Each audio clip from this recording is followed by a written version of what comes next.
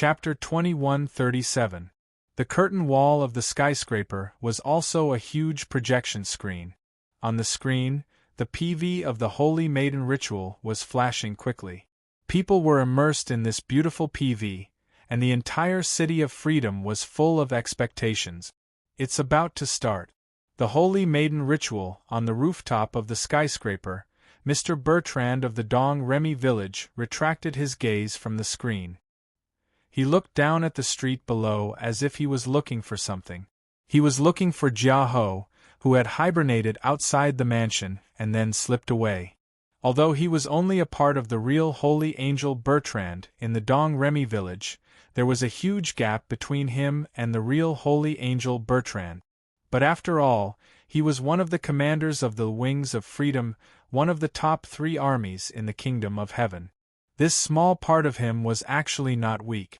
In a subworld with a lower upper limit, he was at the level of a powerful creature at the pinnacle. Then, to be able to slip away from his hands, even if he wasn't strong, he must be extraordinary in some way. But this shouldn't be, because in the Kingdom of Holy Light, there shouldn't be supernatural powers. The existence of miracles could be allowed, but it must be the domain of the Supreme Beings. It was used to strengthen the faith of the people in the Kingdom of Holy Light.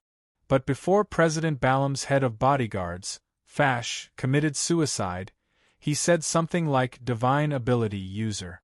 Could it be that the Kingdom of Holy Light had unknowingly sprouted supernatural powers?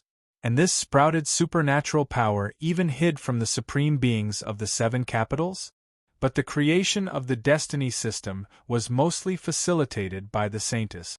As the commander of the Wings of Freedom, although Holy Angel Bertrand didn't have the ability to participate in this plan, he still knew some internal inquiries.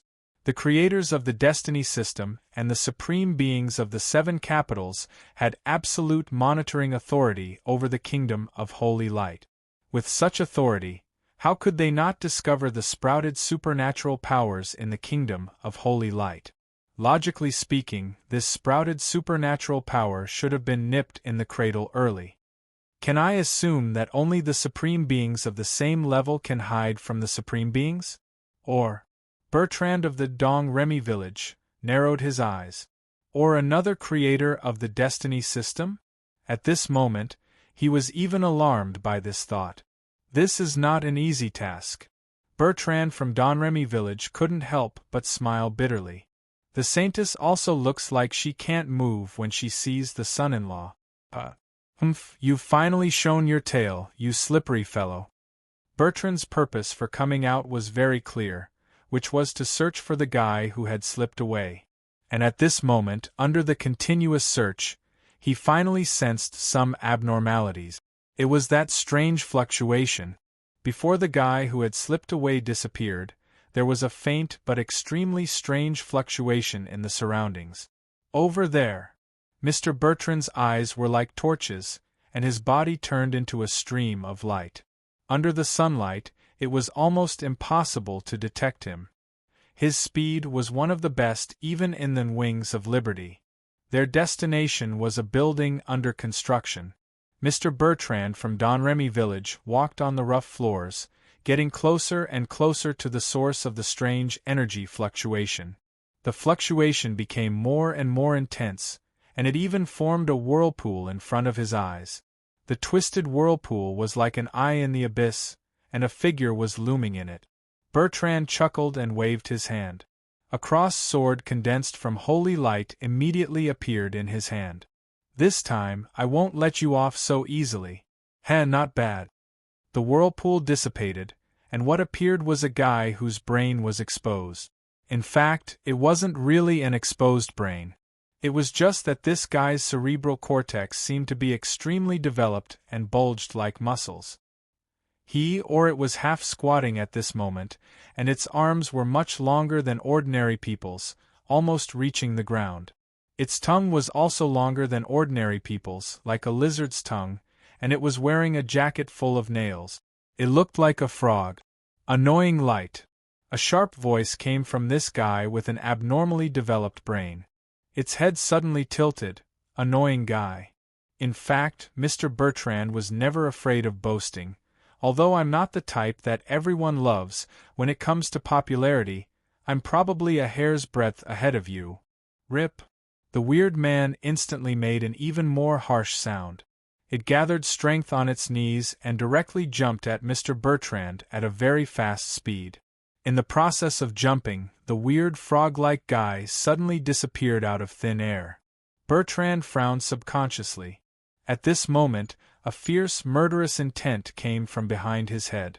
The weird frog-like guy that disappeared appeared again behind Bertrand.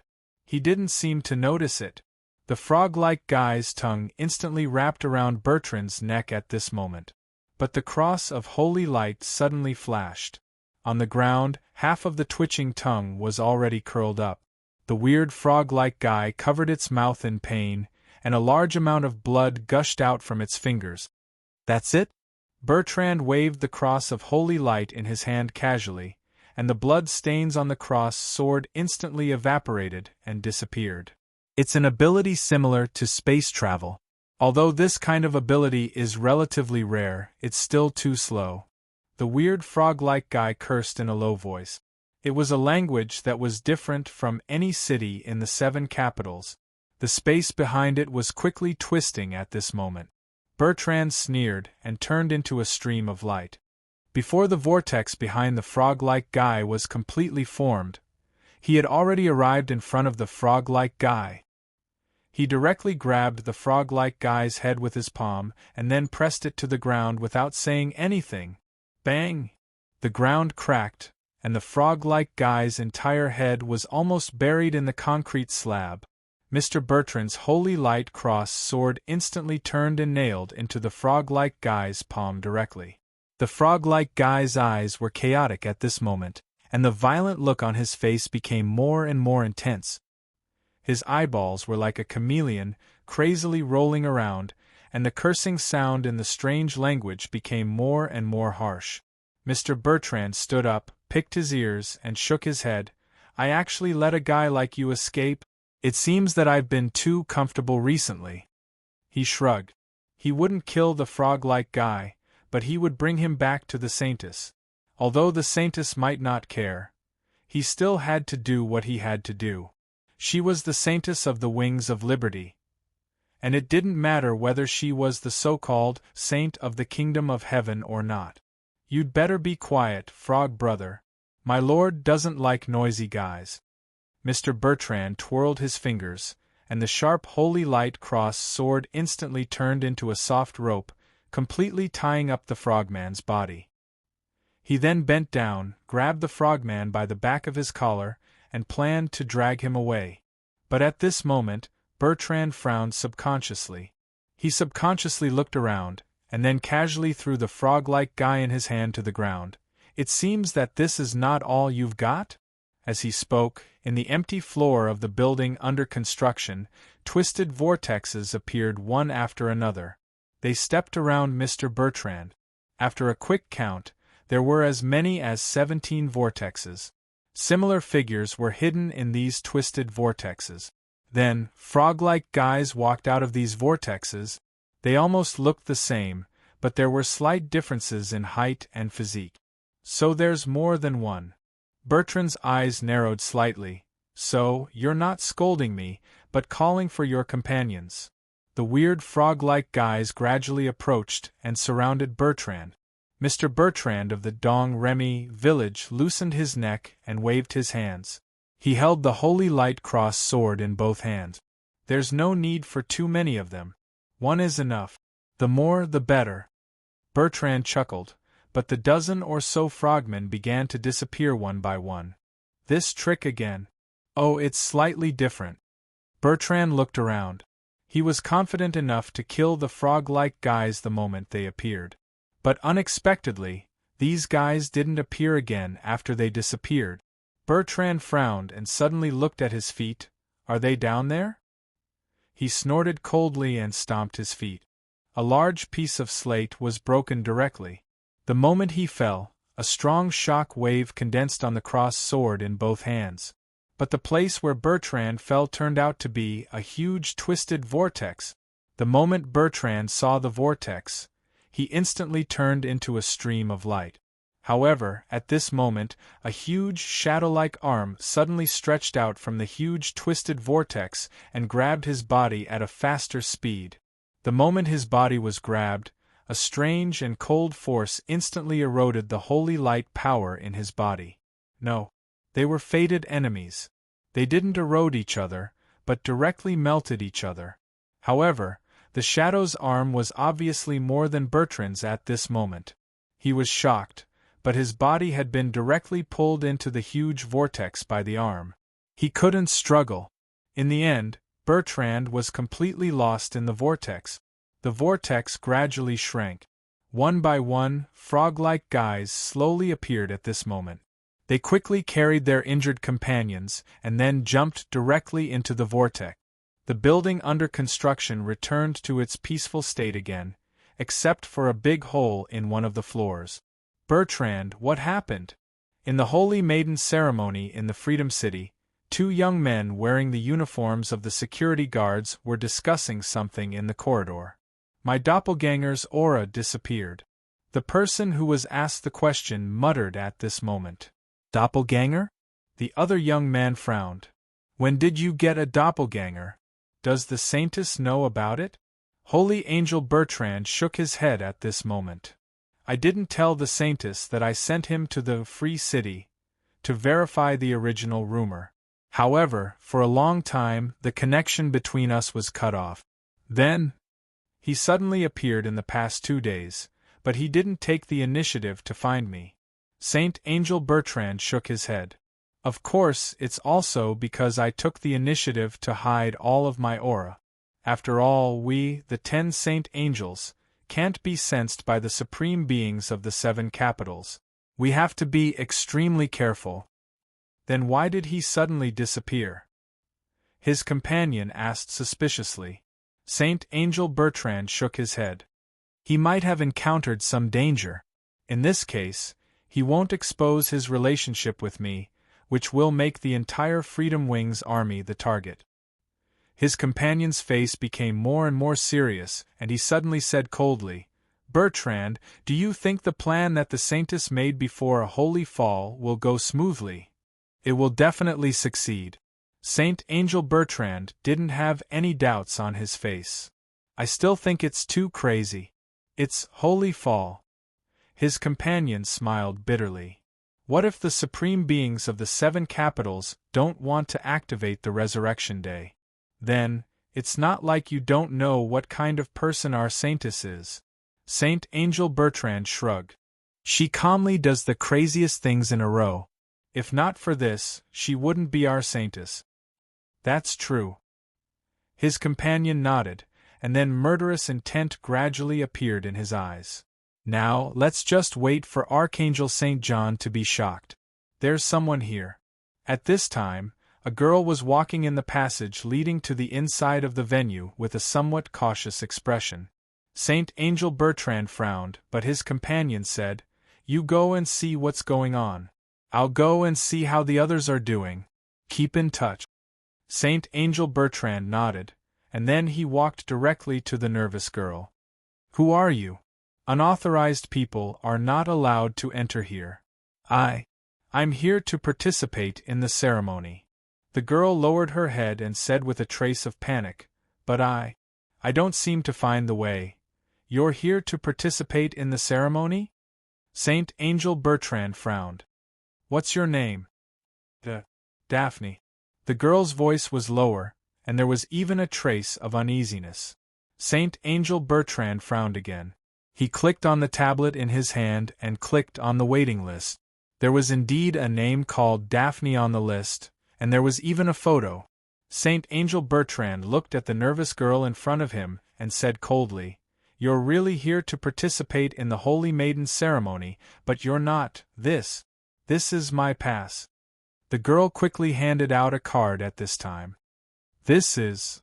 Saint Angel Bertrand couldn't help but be stunned. Lady Isabel's family emblem? But why are you? This is nonsense. Nonsense. The girl didn't dare to look up at this time. Her body was even trembling slightly. There was only one thought in her mind: am I discovered? Am I discovered? What should I do, escape? However, Saint Angel Bertrand seemed to have thought of something at this time. He changed the topic and said, "Forget it, since you have a pass, then follow me in. They have already started the final rehearsal. Hurry up." The girl couldn't help but be stunned. She saw the security guard in front of her looking at her with an unfriendly expression and said fiercely, "Hurry up! Is she really a woman? Am I discovered or not?" The girl couldn't figure it out at all. Seeing that the security guard had already walked in front of her impatiently, the girl gritted her teeth and had to bite the bullet and follow him. But, Lady Isabel? As far as the girl knew, Teacher Isabel was not married yet. How did she become a wife? Chapter 2138. Bertrand woke up in a desolate temple. What was strange was that the gigantic shadow hand was still holding onto his body, but the end of the arm had appeared out of thin air. He struggled for a while, but found that he couldn't exert any strength. The shadowy palm was constantly absorbing the strength he exerted. Mr. Bertrand stood up reluctantly and looked around the desolate temple. In the darkness, pairs of violent eyes were looking at him. They were the weird frog-like guys. Had he been dragged into the lair of this group of people? How many of these guys are there? They didn't feel like they were born naturally. They were more like man-made monsters. Mr. Bertrand couldn't help but frown. He seemed to have seen something similar somewhere before. It wasn't exactly the same, but it felt similar. How can the style of this temple be? At this moment, a thick black fog gushed out from the ground of the temple. The black fog gathered in front of Bertrand as if it was about to form something. After a while, a figure appeared in front of Bertrand's eyes. It was a figure floating in the black fog. It was the figure of a woman. She slowly turned around. Countless frogmen knelt on the ground and raised their hands as if they were worshipping her. A large number of voices overlapped and turned into a huge sound wave. Under this huge sound wave, Bertrand even had a splitting headache. He even knelt on the ground in pain. He finally saw the appearance of the woman in the black fog clearly. In an instant, a look of disbelief appeared on Bertrand's face. "You! It's you! Morrigan! This is impossible. Didn't you already? It seems that my little fellows have brought me a good guest. You didn't die, and you even lurked in the Holy Light Kingdom." Mr. Bertrand's face changed greatly, and he was about to say something. But the woman in the black fog put her finger on her lips and signaled him to be quiet. Then, she smiled faintly. "Lurk? Angel. Back then, didn't the kingdom of heaven insist that I reincarnate here? I just woke up by chance." "You are the holy angel of Bertrand." She slowly walked out of the black fog, her blood-red hair fluttering in the wind. "I remember your name now, Angel." In an instant, Bertrand seemed to have a flash of inspiration in his mind. He could not help but blurt out, "You're the one behind all of this? Why?" The red-haired woman chuckled. "Why? We just want to destroy that woman's Freedom City. Just like how you destroyed our God Kingdom and our God system. Damn it, I won't let you get what you want." Bertrand instantly gritted his teeth, and a dazzling radiance suddenly burst out from his body. The flame-like radiance burned the shadow palms on his body. "You're not good enough." The woman with long red hair waved her hand, and the black palm instantly extinguished the light on Mr. Bertrand's body. Why didn't you kill me? How can that be? We're missing some witnesses." The red-haired woman said indifferently. "Just like how you made me watch everything get destroyed, I should at least do the same. Only then can I repay you." With that said, a black cold air climbed up from under Mr. Bertrand's feet. The cold air quickly covered Bertrand, then condensed and finally sealed him in dark gray ice. In the ice prison, Bertrand still had a panicked expression on his face. The red-haired woman slowly raised her head and looked at the dim clouds in the sky. This was a place outside the 7 capitals. It was a sinful place with eternal darkness and no light. A large number of sinners who were struggling to survive were exiled here. Now, it's up to you, Lily. Rumble dash. Above the desolate temple, crazy lightning flashed chaotically in the air. It's here. Go in. Hearing the cold voice of the security guard, the girl named Daphne nodded nervously. She slowly opened the door and walked into the next corridor. She looked back and saw that the young security guard, who didn't even tell her his name, had already left. She could only see his back. Daphne slowly exhaled. She hoped that tonight she could fulfill the wish of teacher Isabel. However, she felt that she had been discovered. The security guard looked at her as if he had seen through her identity. I won't be taken away and sent to the stake, right? Something like a holy maiden ceremony. Daphne couldn't help but smile bitterly. She walked alone in the empty corridor. She still felt a little nervous. She had a habit of hiding in the washroom when she was too nervous. She always felt that a narrow space was good for calming down. This is for boys. Suddenly, a soft voice sounded beside Daphne. Daphne froze and looked up subconsciously. She saw a young man with black hair and black eyes. She couldn't help but open her mouth subconsciously. It's Luo. Sorry, I was mistaken. Do you know me? The young man with black hair asked with a smile. So sorry, I mistook you for someone else. Daphne quickly shook her head and rushed into the female washroom on the other side. Boss Luo glanced at girl as panicked back and chuckled. Then, he casually walked into the male washroom on the other side. In the washroom, a man was standing in front of the mirror. His hair was wet, and there were many water stains on his face. It was obvious that he had just washed his face. However, he seemed to be in a daze and couldn't focus his eyes, as if he was afraid of something. Even if someone walked in, he didn't notice. Mr. Norsta? Boss Luo called out softly. This startled the man, and he turned his head abruptly. What's the matter? You are? Oh right, you are the one just now. He remembered that this was the young judge brought in by Duran's assistant. However, he knew almost all the famous people in Freedom City. The appearance of such a young and unfamiliar judge would shock not only him, but also everyone else. Mr. Norsta, are you okay? Boss Luo asked curiously. You have been out for a while. Are you not feeling well? Maybe I can call the staff for you. No. Norsta quickly shook his head. I'm fine. I have to go out. Thank you for your kindness. He hurriedly walked out of Boss Luo's side without saying anything. Boss Luo didn't mind and continued walking into the washroom. The window at the end of the washroom was open. Boss Luo walked to the window and looked into the distance. Somewhere far away, there was a thick cloud of smoke rising into the air. It wasn't the smoke from the paintballs released during the conference. Instead, it was more like the scene of a fire. However, it was indeed very far from the venue. It was almost at the edge of Freedom City. That Mr. Norsta must have been standing here and looking outside just now. Boss Luo stood there thoughtfully for a while, and then left the washroom. When he left, he took out a under repair sign from the tool room and hung it in front of the female washroom. How about taking a walk over there? Boss Luo looked at the other side of the corridor and smiled. That was the direction where the girl, Daphne, came from. Lowering the brim of the security guard's hat, Saint Angel Bertrand slowly walked through the corridor. In front of a room in the corridor, several guards were standing upright at this time. When Bertrand walked over, the eyes of several guards were locked on him almost at the same time. Bertrand nodded at the guards. After showing a kind smile, he continued to walk forward. It wasn't until he completely left that the guards withdrew their gazes. This room was where the managers of the 7 capitals gathered, and it was heavily guarded. After leaving the corridor on this floor, Bertrand quickly entered the back stairs of the safety door.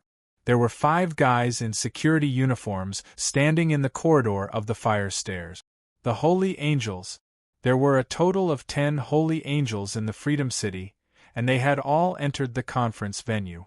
Including Bertrand, 6 of the Holy Angels had turned into security guards, and the other 4 entered with other identities.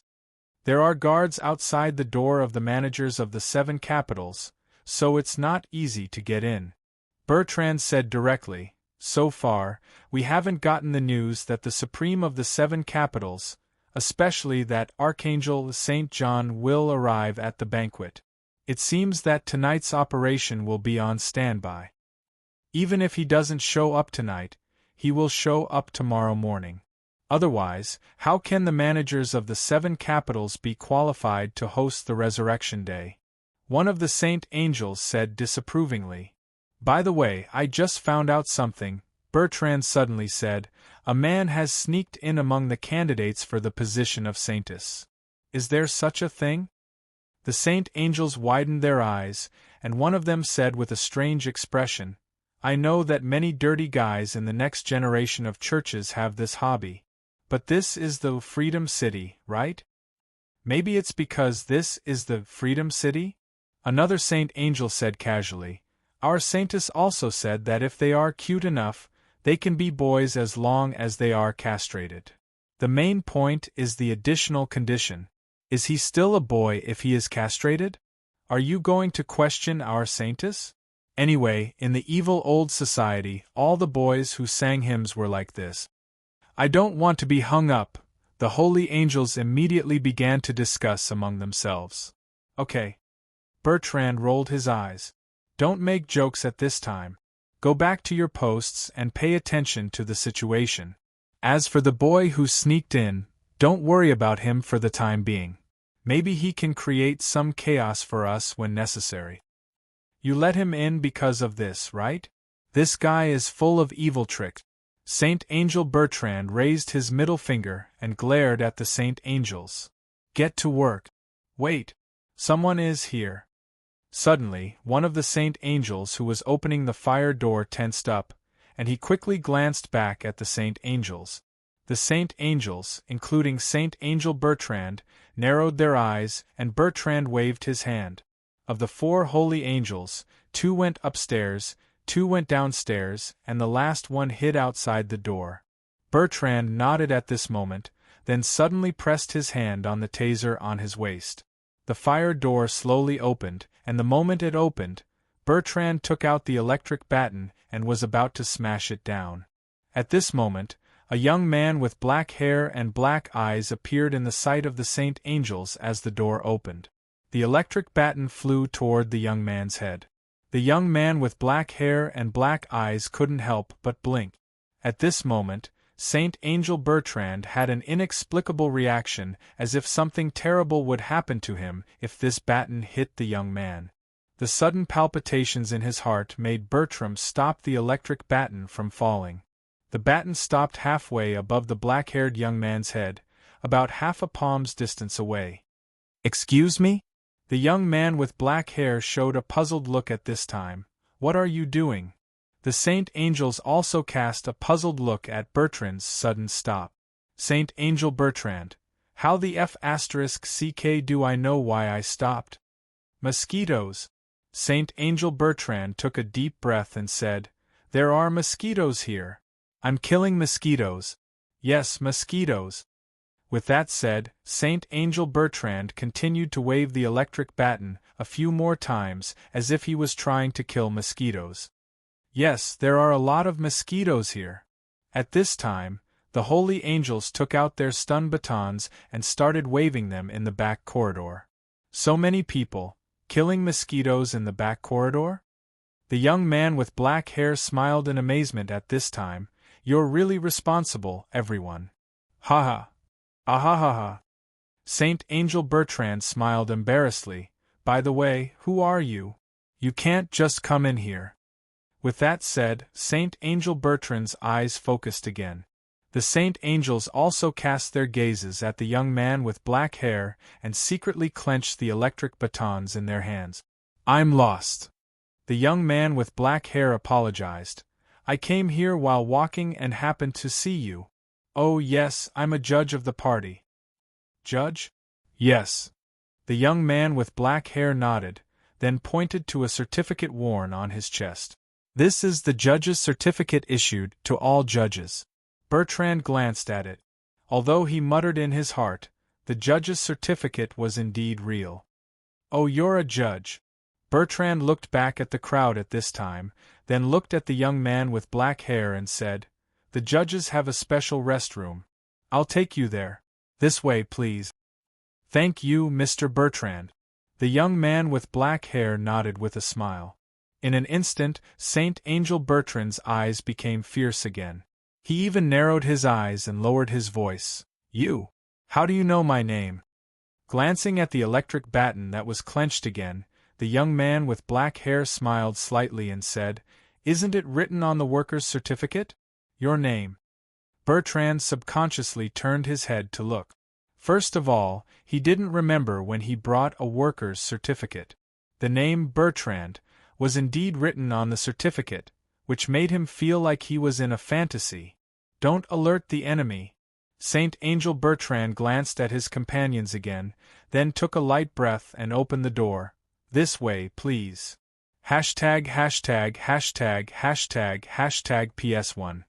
Thank you, Gmiel, Blue Eucalyptus 2015 for serving tea to the capitalist big boss, Go Yak. PS2, 0/2, PS3, as usual. Chapter 2139. In the corridor, Saint Angel Bertrand led the way. He was always paying attention to the black-haired young man behind him. What's his name again? I've seen this guy's judge ID just now, and I should have seen his name, but why? Why can't I remember? I know. No, what? Saint Angel Bertrand stopped subconsciously. He turned around calmly and looked at the black-haired young man. The black-haired young man smiled and said, "Mr. Bertrand, what you guys did at the back stairs." Bertrand got closer and chuckled. "What do you know?" The black-haired young man said casually, "Mr. Bertrand, you must be hiding there to rest, smoke or something, right? Ha ha ha, it's fine to say that we're slacking off. We're just addicted to smoking, and it's not a good place to work. So, you know." Saint Angel Bertrand waved his hand at this time. "We're all boorish people, so we don't need to be so particular, Mr. Judge." He looked at the black-haired young man's judge ID again. But the ID was inserted into his chest pocket at this time. The black-haired young man took out a pack of cigarettes from his pocket at this time and said with a smile, "Mr. Bertrand, give me one. I'm a judge. If you're with me, it shouldn't be a problem for you." Bertrand was a little dumbfounded on the spot.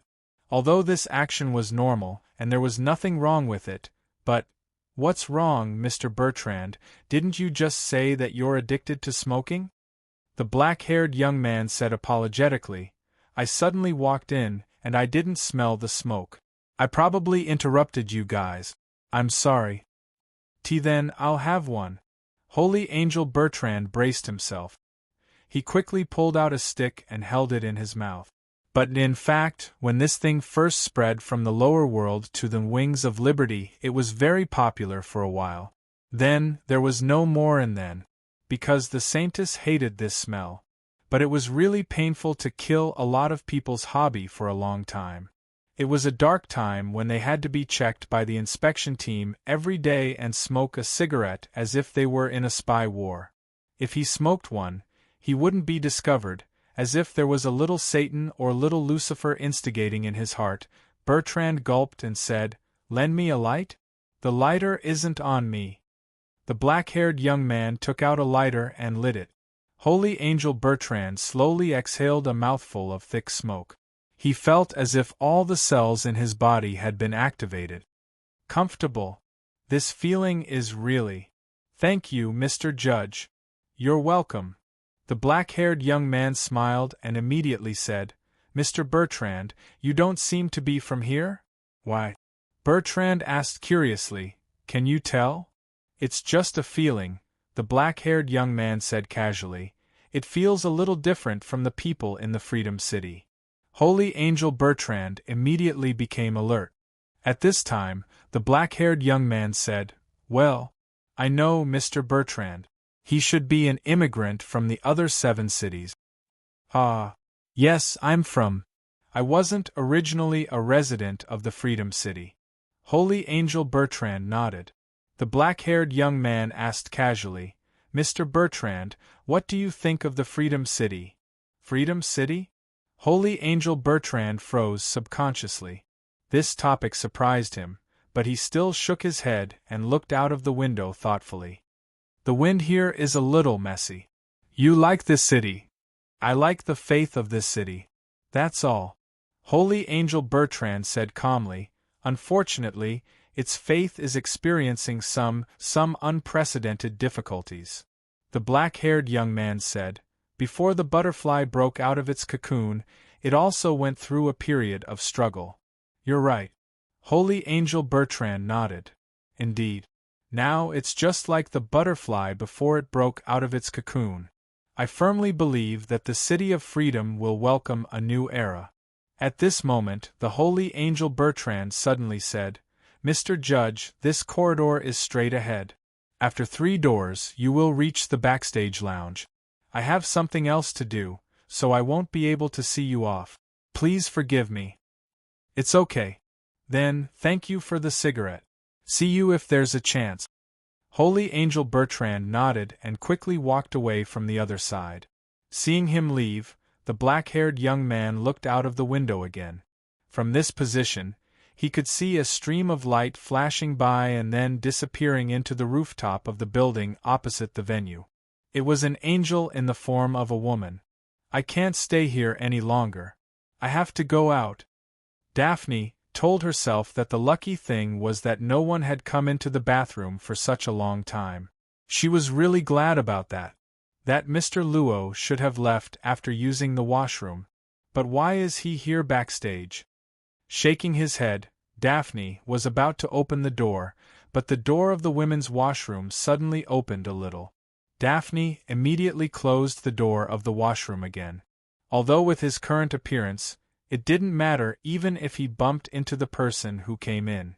However, he instinctively wanted to avoid such a thing from happening. He felt that if he casually entered the women's washroom with his current appearance, he would be regarded as a shameless person. He didn't know who came in. However, Daphne felt that the person who came in seemed to be checking this place. He felt that the doors of each washroom were being opened one by one.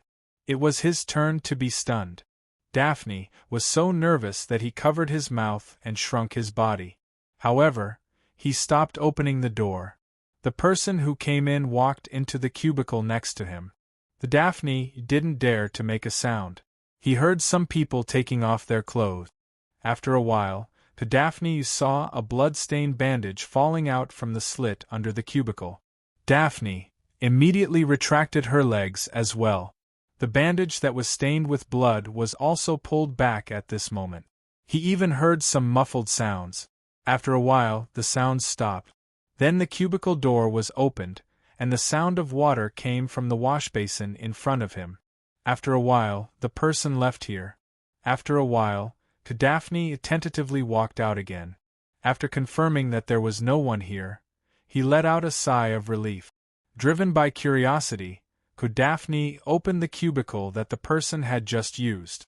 There was nothing left here. There was only a faint fragrance left. It seemed to be the smell of some kind of perfume. Confused, Daphne finally shook his head. Then, he tried to look as natural as possible in front of the mirror before opening the door and leaving. Since when was there a "under repair" sign hanging here? Looking at the sign hanging on the door handle, Daphne frowned. Did that person just hang it? Mr. Arthasheth smelled something musty. This should be the basement of Mentor Calvin's house. He remembered this smell. But at this moment, he was blindfolded, his hands and feet were tied, and he was thrown into this place. Arthasheth had been awake for a few minutes, and he had figured out the reason why he fainted. That cup of bitter coffee that made people frown. He couldn't help but sigh. It seemed that Mentor Calvin really did something dangerous behind his back. Otherwise, he wouldn't have locked him up. After Mr. Asakes wiped off the blindfold on his face, he began to look around the basement. Soon, he began to roll his body toward the corner of the wall and began to rub the rope on his body on the iron frame of a cabinet. Soon after, the rope fell, and he was able to regain his freedom. Essex came to the basement door and tried to open it, but he couldn't. He shook his head, thought for a while, then squatted down and took out a few keys from the bottom of his shoe. One of them directly opened the basement door. Mr. Essex clapped his hands and easily left the basement. Mentor Calvin, I usually help you with the chores in your house. I even change the door lock for you. You underestimate me, don't you think? However, Mr. Essex walked around the house, but he didn't see Mentor Calvin. As for Robert, who claimed to be Mentor Calvin's nephew, he didn't see him either. Where did they go? In the end, Arthur sat in Scholar Calvin's study and thought about the purpose of his mentor, as well as the words that Calvin had said before he fainted. The sinful land. The route back then? Suddenly, Mr. Essex stood up and quickly walked to the bookcase next to him and began to rummage through it. Holy water, holy water. Master Marianne, Master Marianne. There must be something left behind, even if it's just a little bit. There it is. He found a piece of information. To be exact, it was a book. The cover of the book was torn off, but the name of the author could be found on the second page. Marianne. This was the book of Master Marianne, the discoverer of the holy water, who was put on trial in the Free City 200 years ago. This was probably the only clue he could find. Mentor Calvin was very good at doing things, so there was basically no clue left behind. This book was probably something left behind from a long time ago. Maybe it was because it was the blood and sweat of a master, so Mentor Calvin didn't destroy it. Even so, he still tore off the cover and hid it in a pile of unimportant books. If it wasn't for the fact that they were familiar with Mentor Calvin's personality, they wouldn't have noticed anything.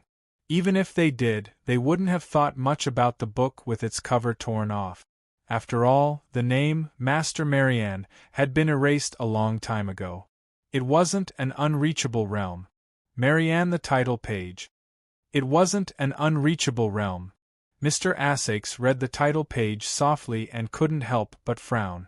It wasn't an unreachable realm. What kind of realm is it? God's realm? He turned to another page. There was a brief introduction of Master Marianne and a picture of Master Marianne. The page had turned yellow, and it looked more like a portrait than a picture.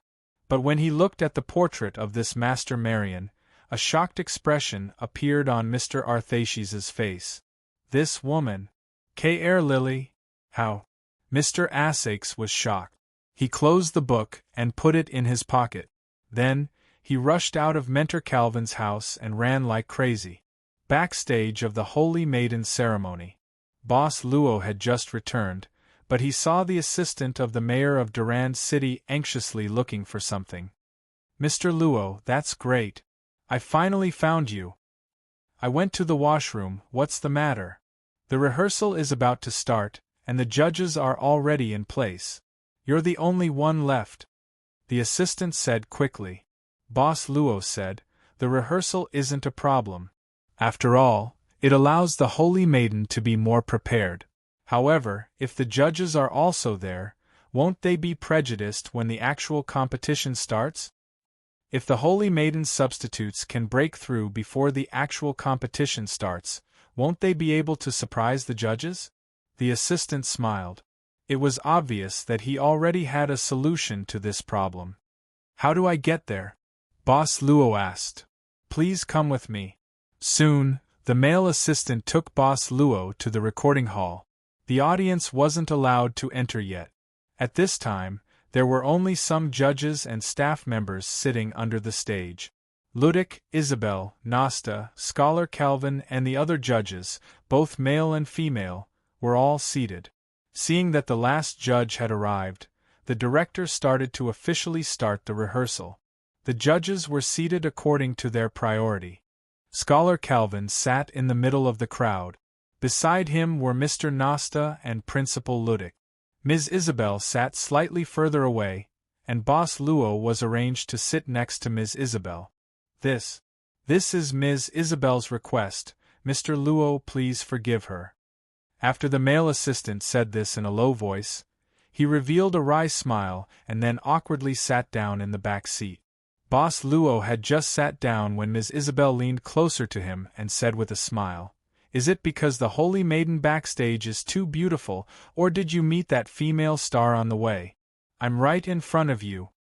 "Ms. Isabel, you're too dazzling," Boss Luo said softly. "I think you should be on this stage." She laughed so hard that her chest shook. "But I don't like this stage, I only like the people on this stage." "I like this stage," Boss Luo smiled, "and I like the people on this stage." Isabel chuckled. At this moment, the lights in the recording hall dimmed, and then the stage lights lit up. The host walked out slowly, which meant that the final rehearsal had officially started. The host said a few words and then said loudly, "Then, on this legendary stage, we'll welcome the first Holy Maiden substitute tonight. Let's welcome the first Holy Maiden substitute onto the stage." "I'm so excited. I wonder what kind of performance the first Holy Maiden substitute will give me." The host's voice was still ringing. All the lights were shining on the stage, and along with the host's voice, there was still no movement on the stage. Maybe the first girl is always a little nervous. Perhaps we should give her more encouragement and applause? But this time there was no applause. At this time, all the judges were staring at the stage with different expressions. They saw a girl rolling down from the ceiling of the stage. The girl's body was entangled with red ribbons. The ribbons finally fell down, and the girl's body was entangled in the air, in a position that ordinary people couldn't bear. She was like a puppet with strings. Hashtag hashtag hashtag hashtag hashtag PS. 1/2. Chapter 2140. The backstage of the stage was huge, and all the Holy Maiden candidates had gathered here. The Holy Maiden candidates were selected from all the areas under the jurisdiction of the Freedom City. Only the girls who passed the selection ceremony were qualified to enter the Freedom City Academy. Even so, not every girl who entered the Holy Maiden class could participate in the Holy Maiden ceremony. Some of them didn't even have the chance to participate in the ceremony after graduation. Strictly speaking, the competition for the title of Holy Maiden is still very fierce, right? The first-year students who were accompanying the ceremony felt extremely uncomfortable when they were about to step on the stage.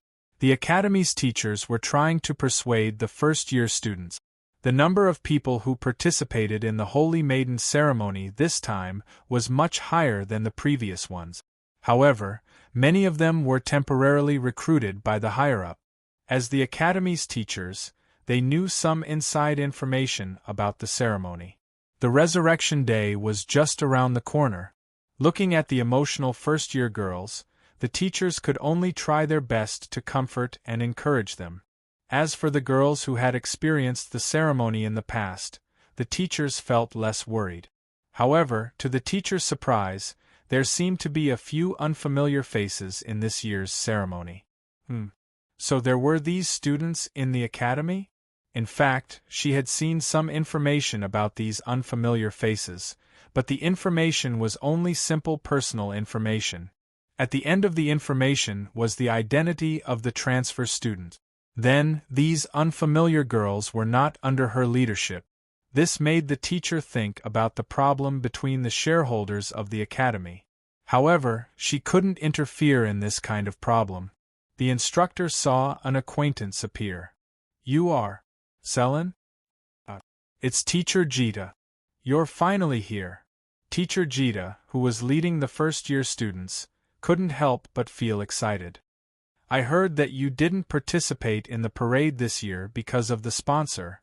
I didn't expect to see you here. How are you doing, Selin? You took a break from school for a long time, but there was no news at all. What happened?" "Various and some personal reasons." Sister Selin didn't want to talk too much about this issue. She quickly said, "I will work hard tonight." "You can do it." Jita patted Sister Selin's shoulder lightly. "You have always worked harder than anyone else. I believe that many people are waiting for your return. You being able to pull yourself together again is something that I am happy to see." Tonight, perform well. You don't have many opponents tonight. Sister Selene shook her head and said with a bitter smile, Teacher, if you say that, it's unfair to the freshmen. I think that every girl who was selected is the most outstanding. I'm the one who taught the students, so I know what to do. What they need is experience. But tonight's stage needs you guys. The few Kais who failed in the previous batch. Sister Selene was slightly stunned. She subconsciously searched backstage for her competitors from the previous batch. She hesitated for a moment before asking in a low voice, Where's Yulia? I feel like I haven't seen her. I didn't see it either. Teacher Jita shook her head. The rehearsal has already started, but she still hasn't appeared. But this child is always on time. She is also very outstanding. She will come back. As your biggest competitor, you should look forward to her appearance. Teacher, I'll go and change my clothes first. Sister Selene nodded. Go, I'll look forward to it too. Teacher Jita smiled kindly. Then, she clapped her hands and lectured the freshmen again. Alright, the one you saw just now was Selene, the 5th place of the previous Holy Maiden ceremony. There will be plenty of opportunities to meet her in the future. Now listen to me. Remia, what are you looking at? Are you still trying to distract yourself at this moment? Among the girls who were being lectured, Remia was startled. She hurriedly adjusted her gaze, but her gaze still snuck suspicious glances to the side. But she couldn't see it anymore. She seemed to have seen it somewhere before. It seemed to be Dasher's back? But how was that possible? This was the backstage of the Holy Maiden candidate. Dasher wouldn't appear here. That was close. Daphne leaned against the wall and smiled bitterly. Not only did he have to maintain his current disguise, but he also had to make sure Remia didn't recognize him. What kind of epic-level mission was this? She didn't even prepare her performance on stage. But, looking at her number, Daphne didn't have the mood to complain anymore. The third one to go on stage, you are. Daphne? At this moment, Daphne heard a rather familiar voice. He subconsciously looked over and instantly recognized the girl in front of him. Kulili, why are you also? You are also a candidate for the Holy Maiden? Didn't she say that she wasn't a student of the academy? So, she was lying? I can be considered as one. The maid of Rose Mansion replied simply. I will go to the changing room first. Goodbye. The maid hurriedly walked away from Daphne. Daphne felt that the Lily he met today was more worried than the last time they met in the academy. She seems to be worried about something. Is she okay? Daphne's nose suddenly twitched. He sniffed forward subconsciously. This fragrance is from earlier. At this moment, a sharp scream sounded from the backstage. Daphne hurriedly rushed out from around the corner. She saw a young girl dressed to the nines covering her mouth with a pale face. Her face was filled with horror. What happened? Dead. Someone is dead. Someone died. In an instant, the entire backstage makeup mirror used by the Holy Maiden candidates fell into a deathly silence. Everyone subconsciously looked at this panic-stricken girl. This girl should be the second one to go on stage. Quick, put her down. Quick, someone come. In the dim recording hall, the light still shone on the stage. The girl who was tied up by a ribbon was in a weird position. Her legs were spread open, and her hands were raised high as if she was leaping. This was the classic jumping movement in ballet. However, the girl's head hung down strangely. A silver dagger was stabbed into her heart, and blood dripped down from the dagger. In an instant, everyone on the judging panel stood up and looked at the young girl who was hanging in midair. Their expressions were indescribably different. What are you waiting for? Quick, put him down. The director's voice sounded, and several staff members rushed out from both sides in a panic. Don't put her down. At this moment, the male assistant of Mayor Durand rushed out and stopped the staff members. You can't put her down. You will destroy the evidence. But, I'll take responsibility. The male assistant gritted his teeth. From now on, no one is allowed to get close to the dance. I'll contact the investigators from the Public Security Office, but before that, then, the male assistant looked at everyone in the room. Under the immense pressure, he braced himself and looked at the big shots of the Freedom City. Before this, I hope that everyone here won't leave the recording hall. This includes everyone backstage. After the initial shock, the judges quickly calmed down. They didn't say anything and just sat down silently. They knew that Duran's assistant was right. If they were in his shoes, they would have done the same. However, the Holy Maiden candidate's death on stage had a huge impact, especially on the eve of the Resurrection Day. I can stay here, but who can lower the curtain? I don't want to keep staring at a corpse, or be stared at by it. A judge frowned. Don't move, and don't lower the curtain. The male assistant braced himself and said, Don't move anything here. If you think it's inappropriate, you can turn around. Humph, forget it. The judge muttered and turned his face to the other side. Hurry up and call the people from the Public Security Office. Do we have to wait until tonight? The male assistant nodded with an ugly expression and took out his phone. However, the first thing he did was not to call for the investigators from the Public Security Office. Instead, he dialed Mayor Duran's number. His heart was trembling with fear. The reason for his fear was that the girl who died on the stage in such a strange manner was Mr. Duran's niece. Other than that, the girl was also one of the most popular candidates for this ceremony. She had a lot of supporters and had a high chance of being one of the top 3 candidates for this ceremony. You don't look scared at all? Miss Isabel suddenly asked Boss Luo. You don't look surprised at all. Boss Luo blinked and said, Because I have facial neuritis. What's that? Miss Isabel frowned subconsciously. Generally speaking, it means facial paralysis. Boss Luo blinked again. Miss Isabel stared blankly for a moment before chuckling softly. When this Miss Isabel laughed, the ripples in front of her body trembled abnormally. So you also know how to joke? Boss Luo would occasionally be mischievous. This originated from the cheerful part of his personality. It became more obvious after he received the legacy in the central tower of the underwater city. Isn't Miss Isabel the same? She doesn't look scared either. I'm scared. Isabel squinted her eyes. My heart is beating fast and my palms are cold. I think I need some warmth, my hands and my heart. Boss Luo casually took out a blanket. It was something that was prepared on every seat. Isabel chuckled and didn't care. She picked up the blanket and put it on her body.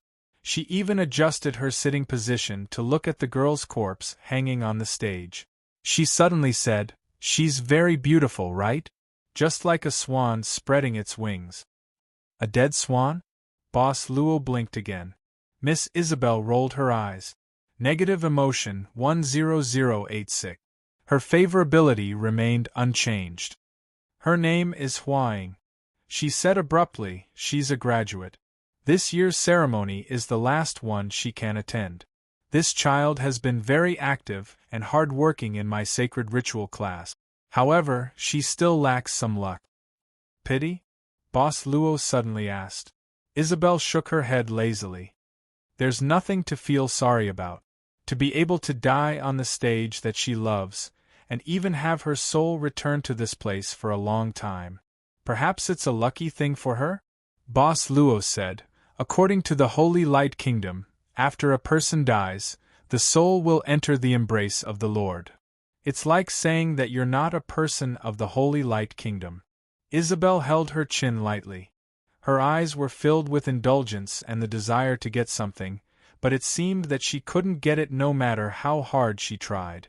She suddenly stood up, and without greeting anyone, she walked directly to the entrance of the passageway. The male assistant of the city lord of Duran City hurried forward. Miss Isabel, where are you going? You can't leave this recording hall now. Touch up my makeup. She chuckled, and solve some physiological problems. If I can't leave, do you want to help me solve this physiological problem? Miss Isabel, please don't make things difficult for me. The male assistant had a bitter expression. The judges in this recording hall all had powerful backgrounds. Even if he didn't offend them, he wouldn't be able to suppress them if they really became tough. "You're the one making things difficult for me," Isabel said casually. "You're making me do this in front of so many people." However, he really couldn't set a precedent. Otherwise, the other judges might find other reasons to leave. While he was in a dilemma, the door of the recording hall opened. The managers of the 7 capitals walked in one by one. Mr. Durand, the city lord of the Freedom City, was the first to rush to the stage with a sorrowful expression. He stood in front of the stage and silently looked at the girl in midair. Then, Durand looked around and said in a low voice, "No one is allowed to leave this place before the investigation is over. No matter how prominent your identity is, I'll say it. City Lord Durand, please calm down." Grand Scholar Calvin slowly opened his eyes and said calmly, "We'll do our best to cooperate with your investigation, but please don't panic." "I know." The City Lord took a deep breath and then ordered, "From now on, not only this stage, but the entire hall will be temporarily locked down. Everyone must be carefully checked. No need to go through so much trouble." At this moment, a calm voice sounded. A young man slowly walked out from the group of managers of the 7 capitals with his hands behind his back. Beside this young man, the managers of the 7 capitals all maintained their humility with their heads slightly lowered. "Mr. Lang?" The city lord of the Durand city opened his mouth. "That young man." Angel Lang waved his hand. "I said no need to go through so much trouble. Soon I'll know who the murderer is. I'll use my eyes to see for you." With that, Angel Lang walked directly to the stage. With a wave of his hand, the hanging girl's corpse instantly fell to the ground and smashed onto the stage, making a dull thud. The city lord of the Durand City Lord's expression changed slightly. He gritted his teeth and didn't say anything. At this moment, Angel Lang walked directly to the stage and came to the girl's corpse. He casually stretched out his hand, and a golden light slowly spread out from his palm. "As long as we check her destiny log, we'll know what happened before she died," Angel Lang said calmly. The managers of the 7 capitals nodded inwardly. This was indeed the fastest and most effective method. But this method could only be done by the Supremes and their envoys. Angel Lang's palm continued to shine. However, after a long time, Angel Lang's palm was still shining. He also stood still. "Mr. Lang?" The city lord of the Durand City Lord couldn't help but ask, "Is it done?" Angel Lang retracted his hand expressionlessly. He began to ponder. Everyone's eyes were fixed on him as if they were about to burst out of their socket. But Angel Londo was still muttering to himself. "How should I tell this group of people that the girl's destiny system can no longer be opened? This is very awkward," Angel Lang continued to ponder. Chapter 2141. In the quiet recording hall, it was the Pope of the City of Blazing Heavens who bore the brunt of everyone's attention. The white-haired Pope had no choice but to face everyone's gazes. "Sir Longdu, do you know who the murderer is?" This angel had been silent for so long, it was time for him to give an answer. But Longdu looked at the Pope with a frown. "Is there a problem?" the Pope hurriedly asked. Langdo looked around and nodded. "The mandate of heaven on the deceased cannot be unlocked." Everyone was stunned, especially the managers of the 7 capitals who knew more about the destiny system. Their gazes were filled with disbelief. The Pope of the City of Blazing Heavens was even more hesitant. "Sir, can't be unlocked." "Why can't it be unlocked?" Longdu said directly. "What if the deceased's destiny system was destroyed by unknown means in order to cut off all clues? Or, before she died, she had already become a fallen, and the destiny system automatically stripped her of her destiny. Hua Ying would never become a fallen. She's a candidate for the Holy Maiden." The mayor of Durand City was slightly agitated. The clash of words attracted the attention of Langdo's angel. The mayor of Durand City instantly felt his heart skip a beat. Saints had a majesty that saints couldn't look directly at, and so did these high-ranking angels. It wasn't too strong, but it was enough to make him uncomfortable. If the deceased's destiny was deliberately destroyed by the murderer, could this be related to holy fall? The Pope's voice sounded at this moment. The Pope's words could be considered as helping the mayor of Durand City. The mayor of Durand City looked at the Pope gratefully, then retreated to the side. Whether or not it's related, since the murderer killed a candidate for the Holy Maiden, it's a provocation to us, not only in the City of Freedom, but also in the entire Holy Light Kingdom. There hasn't been such a vile deed. Another manager of the 7 capitals also spoke up. Sir Longdew, please investigate thoroughly. This impassioned manager of the 7 capitals gave Longdew a way out of this embarrassing situation. Of course I will investigate thoroughly. I don't need you to tell me to do anything. Longdew looked coldly at the manager who gave him a way out of this embarrassing situation. What's wrong with this angel? He felt that ever since the management meeting, this angel's actions had been quite strange. Even if she didn't have the proper authority, she should at least have the virtues of an angel. However, this high-ranking angel gave people the feeling that he was absent-minded and even impatient. Don't bother. Langdo suddenly snorted. I'll open your destiny diaries one by one. I'll know who did what. Even if some of you have corrupted souls, I'll be able to find out. Let's start with you. Although Lord Angel had the authority to open the destiny diaries of the Holy Light Kingdom, the destiny diaries recorded all the secrets of an individual. It was the most private part of one's soul. The managers of the 7 capitals were rather outstanding high-ranking petitioners themselves, and their moral conduct had been tested extensively. Even so, the moment they learned that their most private hearts were about to be dug out, a hint of hesitation instinctively appeared on their faces. This had nothing to do with faith. It was more of an instinct. Let's start with you. Rondo directly pointed at the Durand City Lord. Hua Ying is my niece. How can I be the murderer who murdered her? The Durand City Lord couldn't help but become agitated again. However, Rondo calmly said, if you didn't do it, this will be the best proof. If you do that, your excuses will become weak and powerless. After saying that, Rondo directly attacked, and a light shone on the Durand City Lord. No. I'm the City Lord of the Freedom City, one of the managers of the 7 capitals. Even if you want to open my destiny diaries, only the Supreme can do it. Feeling like something in his body was being peeled away, the Durand City Lord subconsciously took 2 steps back. The destiny diaries slowly floated out of his chest.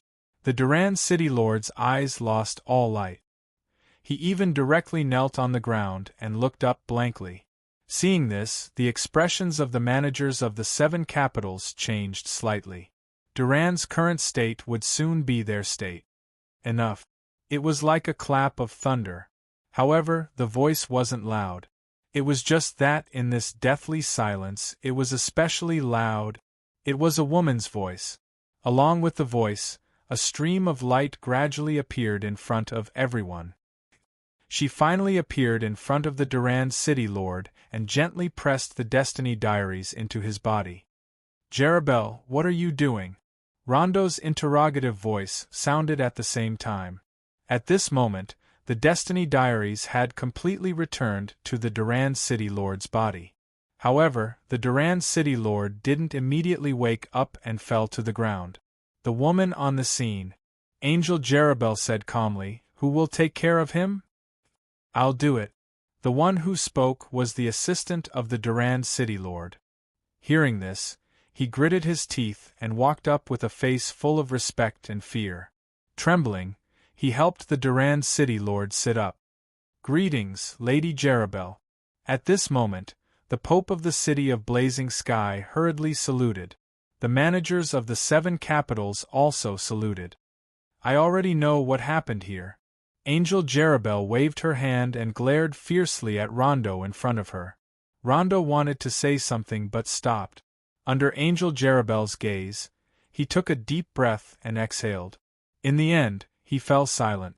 From this, it could be seen that Angel Jerubel's position seemed to be higher than Rondo's. At least in the army of the archangels, this should be the case? The Pope couldn't help but think to himself. Rondo's actions were more extreme, but you must believe that he didn't target you. He just wanted to find the murderer as soon as possible. Angel Jerubel said calmly, "You are all the most loyal believers of my Lord." This was much nicer to hear. Although it was suspected that Angel Jerubel was playing the villain, at least it showed that this Angel Jerubel was a reasonable person. The managers of the 7 capitals looked much better. At this moment, Angel Jerubel walked directly to the stage and came to the side of Hua Ying's body, carefully observing it. At this moment, Rondo went straight to Jerubel's side. He even secretly released a small sound isolation spell around himself and Jerubel. "Why did you stop me from opening Duran's Diary of Destiny? I don't have time to argue with a brute like you," Angel Jarabi said. "I even suspect that the Archangel made a mistake when she molded you, so your brain wasn't molded properly. Jerubel, look at you now. Are you still a high angel?" Angel Jerubel looked up at this moment, and there seemed to be a divine light in her eyes. "You shouldn't only be brave, Rondo." Rondo, however, was slightly angry. "What's wrong with what I did? This is the fastest way to find the murderer. This is the stupidest way to do it." Angel Jerubel snorted lightly. "Do you know how many people there are in this place? If you want to check them one by one, how long will you take? Everyone who you read through the diary fainted for a while. Based on what you did, should we continue with the Holy Maiden ritual? If no new Holy Maiden is born, what should we do on the day of resurrection? This. I don't believe it. I'll find the last one." Rondo shook his head. However, even he felt that he couldn't refute it. There was a thought in his mind that made him subconsciously want to refute. "What's wrong with you today?" Angel Jerubel suddenly frowned. Impulsive, easily angered, and arrogant, Rondo couldn't help but feel a chill on his back. He shook his head and closed his eyes tiredly. Maybe it's because of the high pressure brought by the holy fall. The supreme beings can't even leave because they have to watch over the gathering of the power of will in the Freedom City. They are also very careful, so Okay, stop talking. Angel Jerubel shook her head lightly. The ritual must continue as scheduled. The truth of this girl's death must also be investigated. These two things must be done at the same time. What do you mean? Angel Jerubel thought for a moment and said, "After the incident, I locked down the venue immediately, and no one has left yet. This means that the murderer is still hiding here. So, be prepared." Angel Jerubel said, "You stay here and let the ritual start smoothly. I'll investigate the murder. We'll act separately. Although one of the substitutes was killed, as long as the ritual can start, it's good." "Okay, we'll do as you say." Rondo suppressed the irritation in his heart and nodded calmly. The judges sat down again. In addition to the original judges, there were also the managers of the 7 capitals and Angel Rondo in the recording hall. Duran's city lord woke up after a while and found out about the current situation from his assistant. After finding out that his destiny diary wasn't opened in the end, the city lord seemed to be relieved, but his face was still pale and even somewhat complicated. Soon, the stage was cleaned up. The second girl who was supposed to be on the stage was now waiting for the final rehearsal to continue. However, for the Holy Maiden substitute backstage, it was as if she had used up all of her courage to step onto the stage, let alone show off her skills. The second girl to step onto the stage gritted her teeth and performed under the state of being full of mistakes and loopholes. However, most of the judges were no longer paying attention to this girl. In the end, the girl on the stage couldn't take it anymore and fell to the ground. She covered her face and started sobbing softly. Too much trouble for her. This was what most of the judges thought. There's no need for rehearsals. Let's start when the time is up. Angel Rondo said coldly, ask these substitutes to get off the stage and adjust themselves. To become a qualified holy maiden, this kind of mentality isn't good enough. The girl who was sobbing on the stage couldn't take it anymore and burst into tears. The MC on the stage could only ask someone to send her off and then ordered the curtains to be drawn down. Angel Rondo leaned lazily on the back of the chair, as if he was thinking about something absent-mindedly. Suddenly, he looked at President Balaam not far away and said, Balaam, I'm thirsty. Get me something to drink. Do you still have that fruit juice? It was very strange. When this Lord Angel suddenly mentioned fruit juice, the managers of the 7 capitals all subconsciously moved their throats. There was an indescribable taste that suddenly spread through their taste bud. When they drank it in the past, it was tasteless like drinking water. But when they thought about it, there seemed to be a strange taste. The managers of the 7 capitals looked at President Balaam instinctively. President Balaam smiled faintly and said, Then, I'll go prepare some drinks for everyone. It's inevitable that we'll be thirsty while waiting. Langdo just waved his hand as if urging him to hurry. President Balaam hurriedly went out to give the order. Not long after, someone came in with 2 boxes. The boxes were filled with small bottles of fruit juice. Under President Balaam's instructions, the person distributed the bottles of fruit juice to everyone. The Angel Rondo, the managers of the 7 capitals, even the judges and the cameraman on the side of the stage gave out some. I don't need it. When the waiter came to Scholar Calvin, he heard the Grand Scholar's direct refusal. The waiter was stunned and stood rooted to the ground. Ludic President Balaam smiled faintly and said, Teacher Calvin is an ascetic. If he's thirsty, it's good for him. I'll kindly accept your bottle. I'm really thirsty. Ludic President Balaam took the bottle of fruit juice from the waiter and drank a few mouthfuls. Thank President Balaam for his kindness. The fruit juice tastes really good. The waiter didn't say anything. He just nodded and continued to distribute. Until he came to Boss Luo and looked at the box. He found that the fruit juice in the box was gone. The waiter opened his mouth. It was finished? Impossible, there should be more. I'm fine, Boss Luo smiled and said. I'm not used to drinks. I'll just drink water. The waiter nodded and said, Please wait for a moment. I'll get you a glass of water.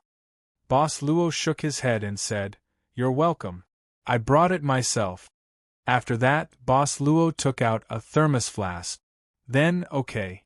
The waiter secretly glanced at President Balaam and saw his gaze. He nodded and turned to leave. I don't want fruit juice either. Miss Isabel suddenly said, I'm starting to covet the water in your thermos flask.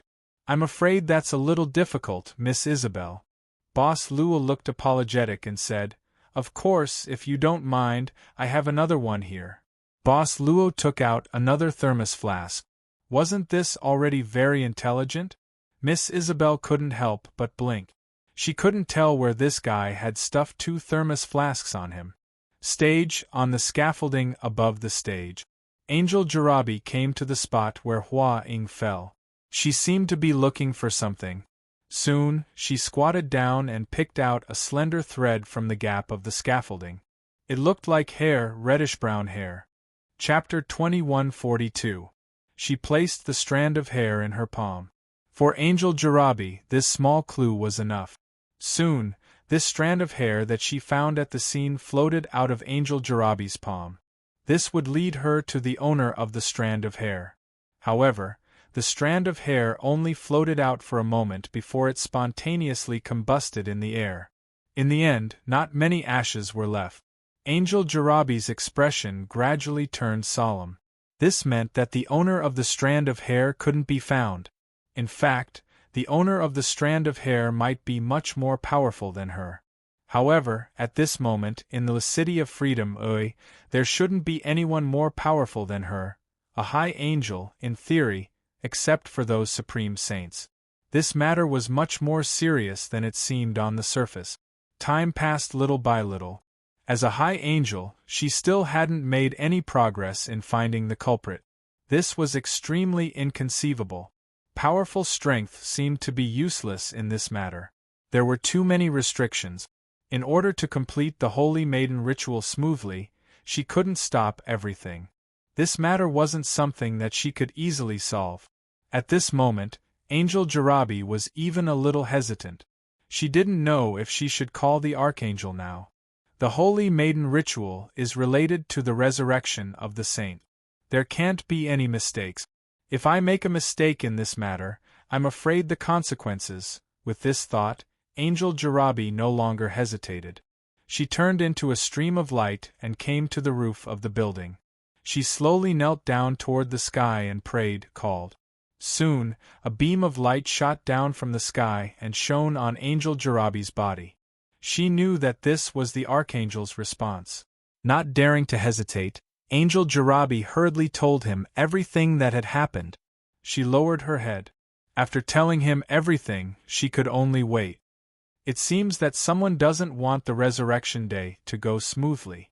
A gentle voice sounded in Angel Jarabi's ears.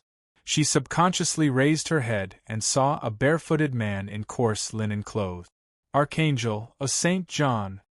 My lord. Angel Jarabi was a little surprised. She didn't expect this lord to come at this time.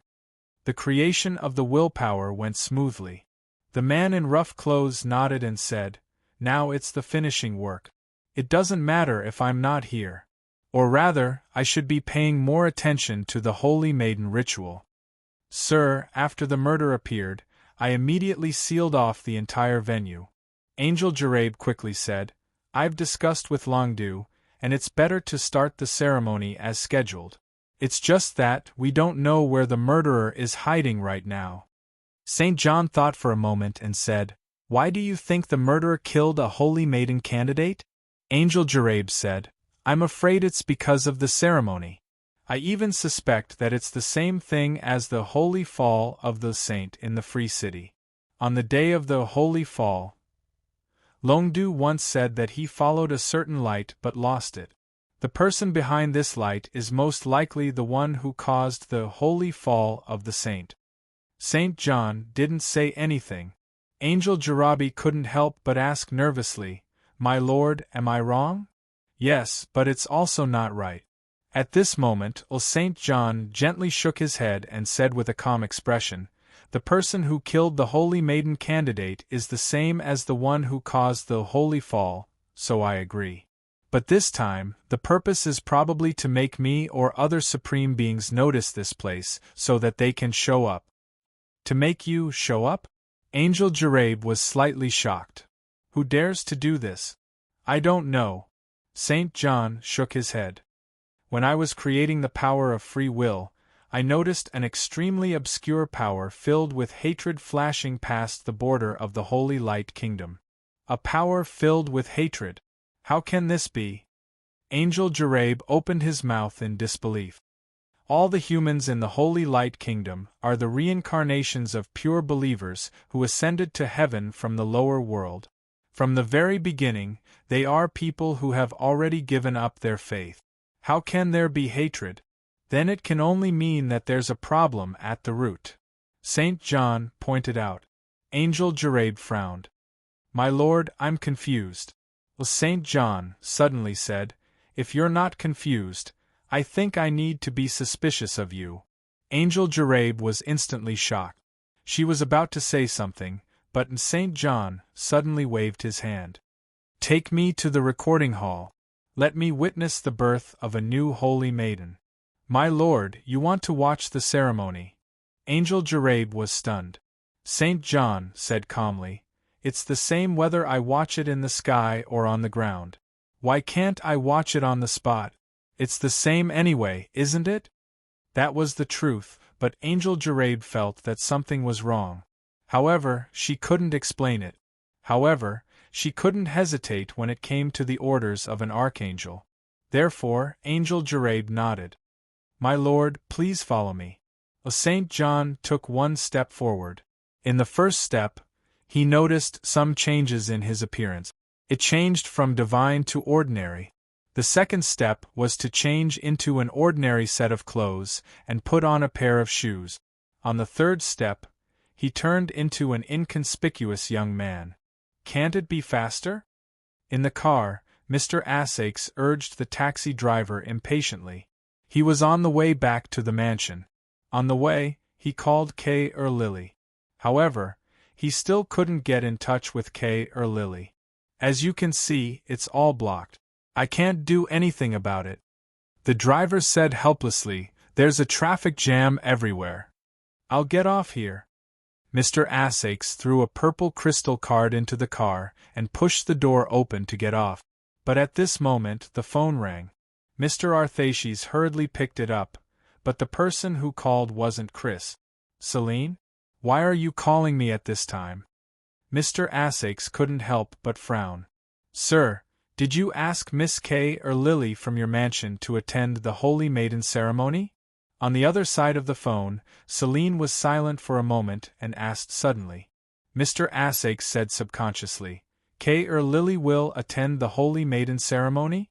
How is that possible? Wait, where are you? I'm at the ceremony venue. Mr. Asakes was startled and then nodded. He didn't ask the reason but quickly said, Serene, I'm glad you're willing to step on this stage again. But I have to tell you, please leave this stage immediately. I don't want to stop you from becoming a holy maiden, but at least I hope you can leave this ceremony. Mr. Asakes, do you know something? There was a hint of worry in Sister Selene's voice. A murder case just happened here, and the victim is Huang, the niece of Durand City Mayor. What? A scream was heard. The people around looked at Mr. Asakes. He quickly lowered his head and covered the phone, dodging to the side of the street. Serene, say it again. What happened at the venue? Sir, I can't talk to you for too long. Listen to me. Serene quickly said, I called you while I was hiding. Now, this place is under strict surveillance. Everyone is afraid and suspicious. Moreover, I really saw Miss Lily here. Although I've only seen the maids of your residence from afar and have never formally met her, you know that I have a very good memory. So, she really is here. Okay, that's all I can say. There seems to be someone outside. I have to go out. Selene's voice gradually became softer. Mr. Asakes's voice became louder and louder. Serene, listen to me. No matter what method you use, leave the venue immediately. There's no Jane. Serene? Looking at the disconnected call, Asakes was so angry that he wanted to smash the phone on the ground, but because he was poor, he couldn't do it in the end. Serene is at the venue, so is Kay or Lily. Durand's niece is dead? Mr. Asakes finally punched the wall in the alley, and that president's conspiracy, Teacher Calvin's doing. What the hell is this? I was only unconscious for a few hours. Why did I encounter all these at this age? What is this? The delayed treatment of a main character. Moreover, it was the kind of super trash that abused its master. Damn it. Gritting his teeth, Asakes turned around and ran to the street outside, running all the way to the venue of the conference. The person inside, I'll say it again. Please come out immediately. Hearing the heavy voice outside, Sister Serene nervously held the phone in the dressing room. She gritted her teeth and stepped on the phone under her foot. Then, she quickly took off her clothes, leaving only her underwear. Open the door! Sister Serene used her clothes to cover her body and opened the door, only to see a few girls standing outside. Sister Serene frowned. There are so many dressing rooms outside, are you crazy? The girls outside the door quickly sized her up and one of them said, I've been observing you for a long time. You took so long to change your clothes. Do you have any unspeakable secret? Senior Hua Ying's death, is it related to you? Sister Serene sneered. I have a secret and now you've seen it all. You're scared, you're nervous, and you're even like frightened birds, huddling together and suspecting each other. That's your problem, but don't come looking for trouble with me for no reason. No matter what. I'm still your senior. The 5th place of the previous Holy Maiden candidate. Don't bother me if you don't have anything else. You! How could Sister Selene be afraid of this kind of backstage fight? Moreover, the opponents were a group of juniors who had never been pushed to the ground by society. She sneered, "Instead of wasting time on this kind of thing, you'd better adjust your mentality. Don't forget the lyrics and dance when you're officially on the stage. You've even forgotten how to please the judges." With that, Sister Selene slammed the door shut and no longer paid any attention to him. What's there to be proud of? So what if you're from the previous Holy Maiden? Didn't you still fail? You came back to fight with us this time. The girls said a few words angrily, but they seemed to feel that they couldn't stay any longer, so they left. Sister Selene immediately opened the door and walked out. These girls were not the first batch. In fact, since the official announcement of the cancellation of the dress rehearsal and the waiting time was up, the Holy Maiden candidates backstage were already in a mess. The mentors sent by the Academy couldn't control the situation at all. Mr. Essex said it was dangerous here.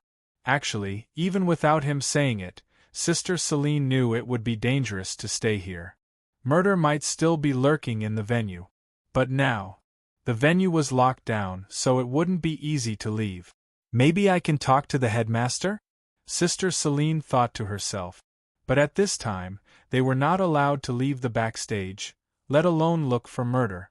There were people guarding the front and back of the corridor, and they wouldn't let them go. Miss K. Lily? A figure suddenly walked past Sister Selene. She didn't seem to notice that there was someone in the corridor and quickly walked past. Sister Selene hurriedly chased after him, but when she reached the corner, he was nowhere to be seen. She clearly saw that the person was Mr. Assash's little maid. She couldn't be mistaken. She looks a little strange. With that thought in mind, a shadowy figure appeared behind Sister Selene out of the blue. With extreme speed, the shadowy figure reached out and strangled Sister Selene's body, covering her mouth and nose. Sister Selene struggled in horror, but she was soon dragged into a dark room. Rose Mansion, hundreds of halos hovered around Miss Maid. Her hands kept twisting the floating halos, and her eyes were fixed on the almost burned Destiny Diary. Fash's Destiny Diary remnant. What a cunning guy! Miss Maid's hands suddenly stopped moving. She didn't continue twisting the halos. Instead, she picked up the Destiny Diary and muttered to herself. There was a huge clock beside her. From the moment she entered the room, Miss Maid had set the time for herself. Hearing the sound of the pendulum clock, Miss Maid's frown gradually loosened. She looked back at the clock and seemed to have thought of something. She put down the things in her hands and walked out of the room for the first time. Rose Mansion was so empty that there was almost no sound. Miss Maid casually looked around and walked to the end of the corridor. In the room at the end of the corridor, a girl was lying on the bed. The girl from Donremy village, Jean. In front of the bed, Miss Maid looked at the girl's face. After a while, she said softly, "It's difficult to find the root of the problem in one day with conventional method. We can only try some unconventional method." With that said, Miss Maid stretched out her finger. Her finger seemed to hesitate for a moment, but in the end she quickly tapped on Jean's forehead. "You go on that stage as me." The girl on the bed began to slowly open her eyes. If Miss Nan was here, she would probably widen her eyes and look at him with admiration. Then, she would exclaim in amazement, "Good guy, no wonder he is the woman who oppressed me so much. He can even use me. What a scary guy." And so on. Chapter 2143. Stop. You can't pass here. I'm the sponsor of the Holy Maiden's Float and a live audience. Why can't I go in? You can't go in because it's not time for the opening yet. Mr. Essex knew that there was no point in arguing. Moreover, he was just saying. He really couldn't prove that he was the sponsor. He had to give up and leave the watchman's side. He planned to find another way to enter the venue. Several cars with the logo of the Public Security Department were parked at the side. Mr. Assash's eyes turned and he had an idea. Soon, among the investigators from the Public Security Department who got out of the car, An investigator who was walking at the back with a cigarette in his mouth was instantly dragged to the back of the car. Tick-tock, tick-tock.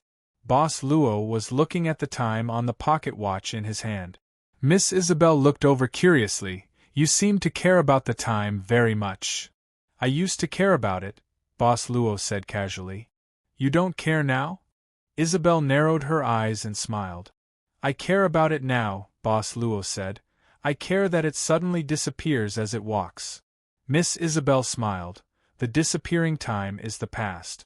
The past disappears from time but remains in the memory. You are actually counting the time. Only the most bored people count the passing of time. Boss Luo thought for a while and said, Maybe you are right. Miss Isabel rested her chin on her hand. They sat together and looked intimate. Miss Isabel looked more and more like she was looking at a treasure. Her eyes became more and more passionate. I've never had much interest in adult guys. Do you know why? She suddenly asked. Boss Luo shook his head. He was more inclined to listen to the speaker's narration, even though his guess was not far from the truth. Because I think the adult world is dirty. Isabel gently rubbed her forehead and said, Maybe it's because they don't trust adults, or maybe it's because young boys and girls always have something that adults don't. In short, it can probably be summed up as because they're teenagers. But now that I think about it, there might be some prejudice. So there are people like you. However, Boss Luo said, in the Holy Light Kingdom, you should be able to find many role models. They are friendly, kind, and devout. It's precisely because of piety. Isabel shook her head. Everything is based on piety. Working hard to become a role model is also because only by becoming a role model can you be recognized by the public. After being recognized by the public, role model will become a sharp blade hanging over your head. Boss Luo shook his head and said, I can't define myself as kind. But you look like one. Isabel chuckled. And putting aside all those inner things, I'm the type whose values follow my facial features. Boss Luo said, Aren't you afraid that under my mask is the smiling face of the devil? Isabel smiled. This is the kingdom of holy light. Demons can't laugh. If there is, I'd like to meet them. At this moment, the sound of the door opening interrupted the conversation between the two. At the side door of the recording hall, Angel Jarabel walked in directly, and behind her was an ordinary-looking man. It was really a very ordinary face. The judges were also whispering among themselves. At this moment, seeing Angel Jarabel appear again, they all quieted down. The managers of the 7 capitals were about to get up, but Angel Jarabel waved her hand, indicating that they did not need to be so polite. After Angel Jarabel came in, she went directly to Angel Londo. As for the ordinary-looking man who followed her, he silently walked to a corner and sat down. Have you found the murderer? Angel Londo asked directly. Not yet. Angel Jarabel shook her head. But the ceremony is about to officially start. No matter what the murderer's ultimate goal is, if it wants to make a move again, it can only do it under our noses this time. Angel Londo nodded. That's right. If the murderer appears again, it won't be able to escape this time. If it doesn't appear, at least the ceremony can be completed smoothly. So, who is the guy who followed you in? Angel Jarabel didn't say anything and just gently shook her head. Angel Londo frowned slightly, and at the same time, the feeling of irritation in his heart grew stronger. Subconsciously, he picked up the juice and took a sip. At this moment, Angel Jarabel stood up and looked at the crowd. Let's start the ceremony. This ceremony is not open to the audience. As for the reason, I believe the managers of the 7 capitals will quickly think of it. Not open to the audience, the reason will be quickly thought of? The managers of the 7 capitals had strange expressions. It wasn't that they couldn't think of a reason. In fact, they could use any reason. But at this moment it was too difficult to prevent the audience from entering the hall. Everyone, do you have any good suggestions? However, he still had to carry it out. After all, this was an order from the Lord Angel. While the managers of the 7 capitals were racking their brains, someone was also frowning backstage. They were the investigators of the City of Freedom Public Security Department. They were called to the scene at the first moment, and they were all experienced investigators in the Public Security Department. However, they were faced with a murder case of a holy maiden candidate, which was incomparable to the previous cases they had investigated. Anyway, everyone, do your best. The mayor is very concerned about this matter. The male assistant of the mayor of Durand City was also here. In fact, it was the assistant who brought the investigators in. Even if you say so, The representative of the investigators smiled bitterly. Anyway, let us take a look at the body first. They had read some simple information on the way here. The victim was called Huang, a graduate of the City of Freedom Academy. This was the last time she participated in the Holy Maiden ceremony, and she was the mayor's niece. Then, everyone in the venue at that time was a suspect. The male assistant quickly led a group of investigators to the place where Hua Ying's body was placed. Hua Ying's body was placed in a small room backstage. They weren't supposed to destroy the crime scene, but Angel Londo came up and put the body down. In the end, they still couldn't find the murderer. The ceremony had to continue, so Hua Ying's body had to be moved away temporarily. A group of investigators walked into the room. However, one of the investigators walked in the opposite direction with his back facing them. "Hey, why are you walking over there?" The investigator who had his back facing the investigators leaned against the wall and covered his stomach. He squeezed his legs and said in a trembling voice, I have a stomachache, a terrible stomachache. I can't take it anymore." As he said this, he covered his butt and rushed to the other side of the corridor. The investigators couldn't help but look at each other. "Forget it, don't worry about this guy. Let's get down to business." The leader of the investigators shook his head. He also wanted to take a dump. This kind of deadly case could really be deadly if it was investigated. In the room, the girl was wearing a pink and white ballet costume. The tight costume perfectly showed the girl's figure. She didn't look like she was dead, but sleeping like a princess in a fairy tale who was waiting for the prince to kiss her awake, if one could ignore the dagger in her chest. The investigators surrounded the young girl's corpse and began to discuss. They also began to use the equipment to access all the information about Huang.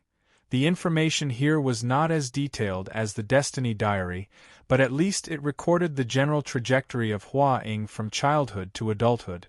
She was excellent in both moral and academic performance, and came from a prominent family. In the eyes of the family, there was no stain on her, so there shouldn't be any enemies. According to the motive of the crime, this year's Holy Maiden candidate is more suspicious. Huang has quite a lot of support this year. Yes, it's high, but it's far from being comparable to the most popular Yulia. If she just wanted to eliminate her competitors, wouldn't Yulia be a better choice? This is just a very common dagger, which can be found everywhere. If we want to trace the source, I'm afraid it won't be solved in a short time. The point is, we obviously don't have much time. Don't you think there's something wrong with the body? What's wrong? How should I put it? The investigator frowned and muttered, "Compared to when she entered the door, I feel like she moved a little?" Moved? How can the body move? You're right. Shaking his head, the investigator decided not to think about this absurd question. But at this moment, he frowned again. "Did you hear anything?" Everyone frowned, but they still listened subconsciously. There was nothing. The boss of the investigators couldn't help but feel a little annoyed.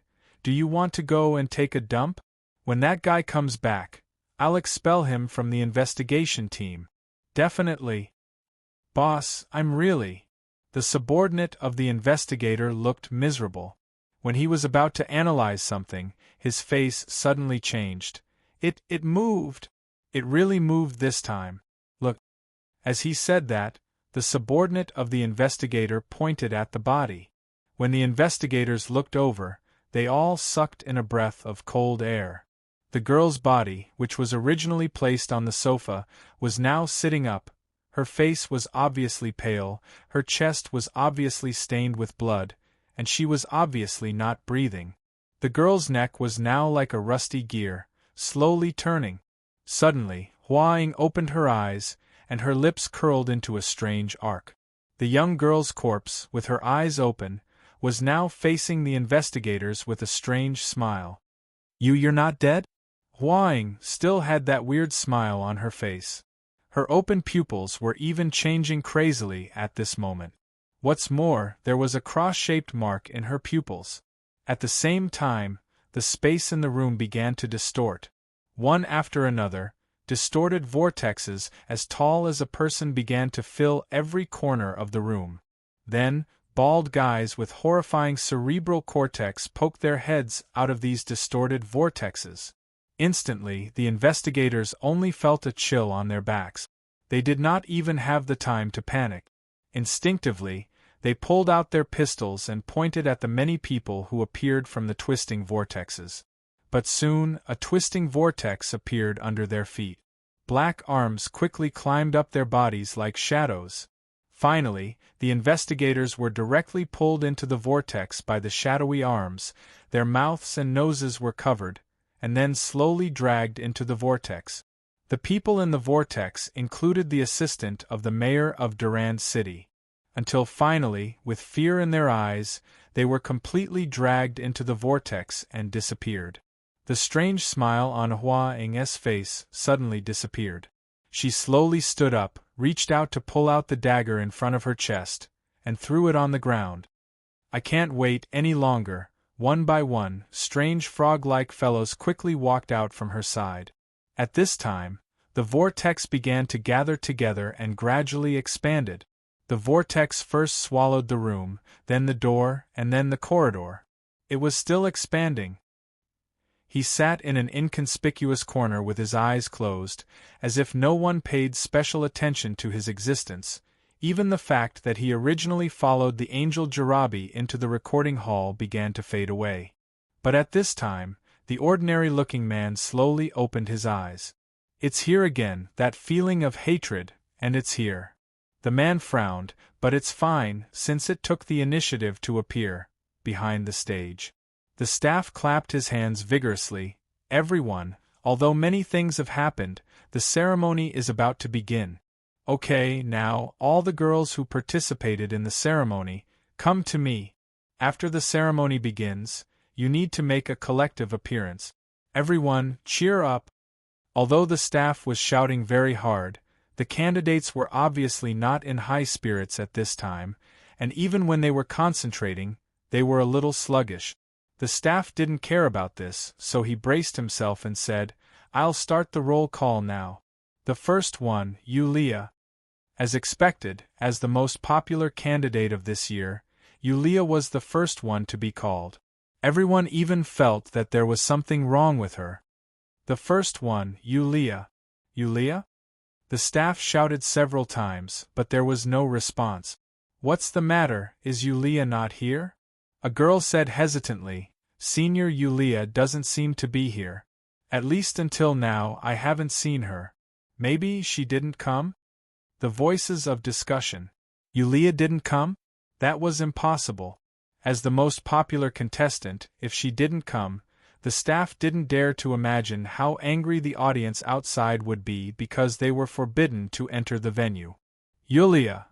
The staff shouted again, unwilling to give up. "She's here.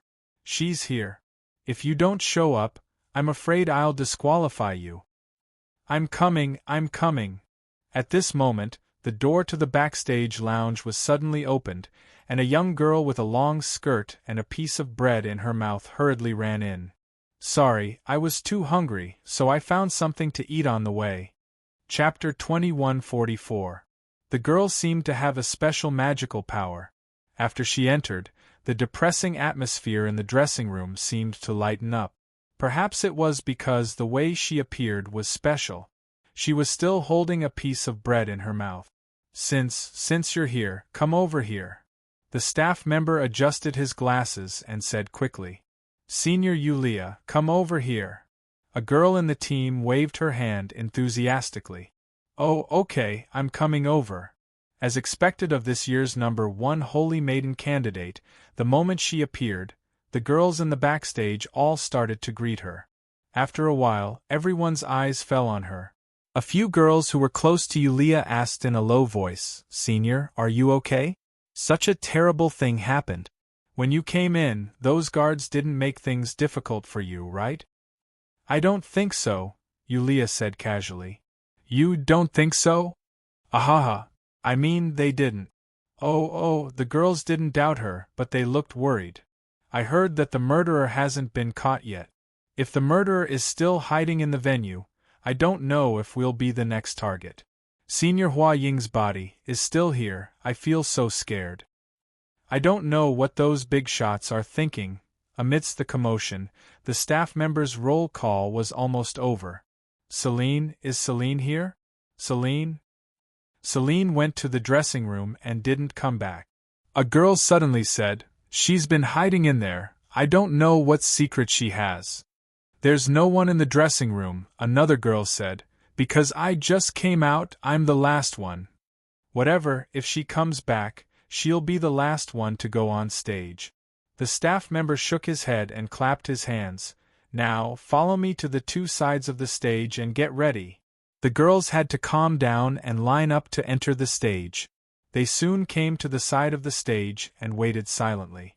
Time always passed slowly while waiting, and it was easy for people to look around randomly. Glass shoes? Yulia, the most popular girl, suddenly noticed that there was a girl wearing glass shoes on the same side as her, and she seemed a little absent-minded. "Won't these shoes hurt your feet?" Miss Yulia muttered softly. In the corridor, Mr. Asakes quickly took off the investigator's coat that he picked up and threw it into the trash can. He suddenly felt that this method of entering the backstage of the venue was a little too smooth. However, it was no longer the time to be overly cautious. He needed to bring Selin and K.E. Lily away, before President Balam's scheme succeeded, or even before it was launched. As for stopping them, Mr. Asakes didn't really think of himself as a savior. He didn't have the ability to go against the president of the City of Dawn, especially when Balam might have fed the managers of the 7 capitals the holy water. President Balam was clearly not fighting alone. But Mr. Arthasheth was alone in Jandwa.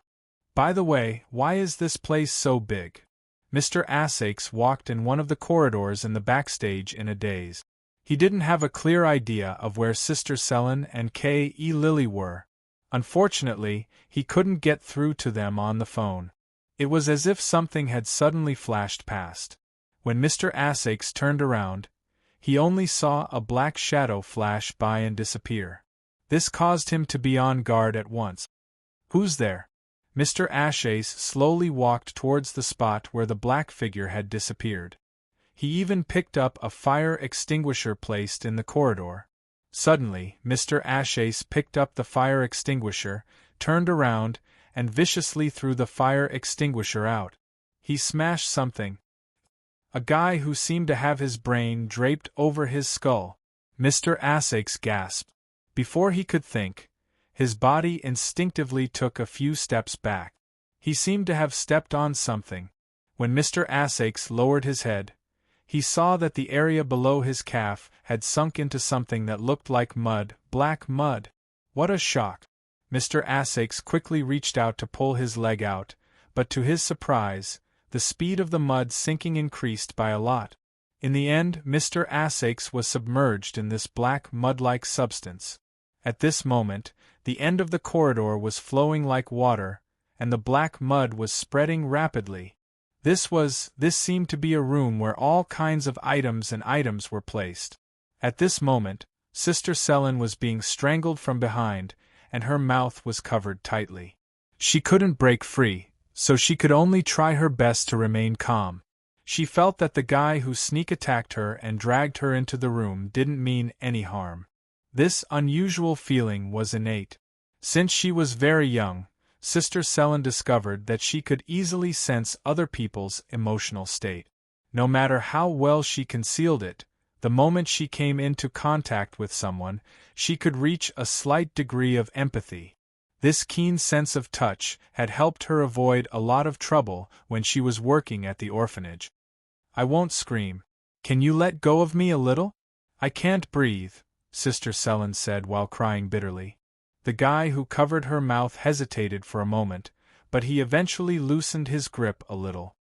Thank you, Sister Selen said gratefully. If I hurt you again, are you still going to thank me? The guy suddenly said. Sister Selen was startled, not because of the guy's words, but because of his voice. She had heard this voice before, not long ago. Mr. Robert? Sister Selen instantly quivered. Is that you? Mr. Robert? She loosened her grip a little, but now she loosened it all at once. Sister Selen turned around and saw a hooded man standing behind her. Wasn't that the seriously injured guy who was sent to Scholar Calvin's house, Robert? It's really you, Mr. Robert. Sister Selen was surprised. But you? But why are you here? Robert suddenly made a shushing gesture, then lowered his voice and said, Listen, there seems to be a strange sound outside. What's that? At this moment, Sister Selen pointed at the floor in fear. On the floor, there was something that came from the corridor outside. It looked like black sludge. Not good. This is the special ability of Brain Man. Robert's expression changed drastically. He already made his move. Oh no, it's too late. What the hell is this? Sister Serene exclaimed in shock as she kept dodging the spreading black sludge. They soon retreated to the end of the room and had nowhere to go. Seeing that the black sludge was about to spread to her feet, Sister Selen even began to tiptoe. Sister Selen, you're a good person. You shouldn't be involved in this, Robert quickly said, but now that things have come to this, it's not something we can control. Please remember what I'm about to say. If we wrap our feet with something and try not to touch the black sludge, we should be able to get out, right? It's useless. This is not real sludge, but a special power. Once you touch it, you'll be dragged in with no possibility of breaking free, Robert said. We'll go to another place. Another place? Sister Selen was stunned. She subconsciously thought of the church with the 36-winged angel statue that her consciousness went to when she fainted not long ago. Yes, another place. I can't even name it. We might even get separated, Robert said quickly. Robert quickly said, but no matter what, you must remember not to forget your faith. Also, remember to follow the spirits. You? Spirits? It's too late. Robert took a deep breath. Remember my words. If possible, I'll try my best to find you first. With that, Robert gritted his teeth and walked into the black sludge. In front of Sister Selen's eyes, Robert's body quickly sank into the black sludge. In just a few breaths, Robert had disappeared. He was still completely submerged in the black sludge, but the black sludge didn't stop spreading. Sister Selen stuck close to the wall and stood at the last position, and at this moment there was only one position left in the room. Dear Sage, please tell me what should I do?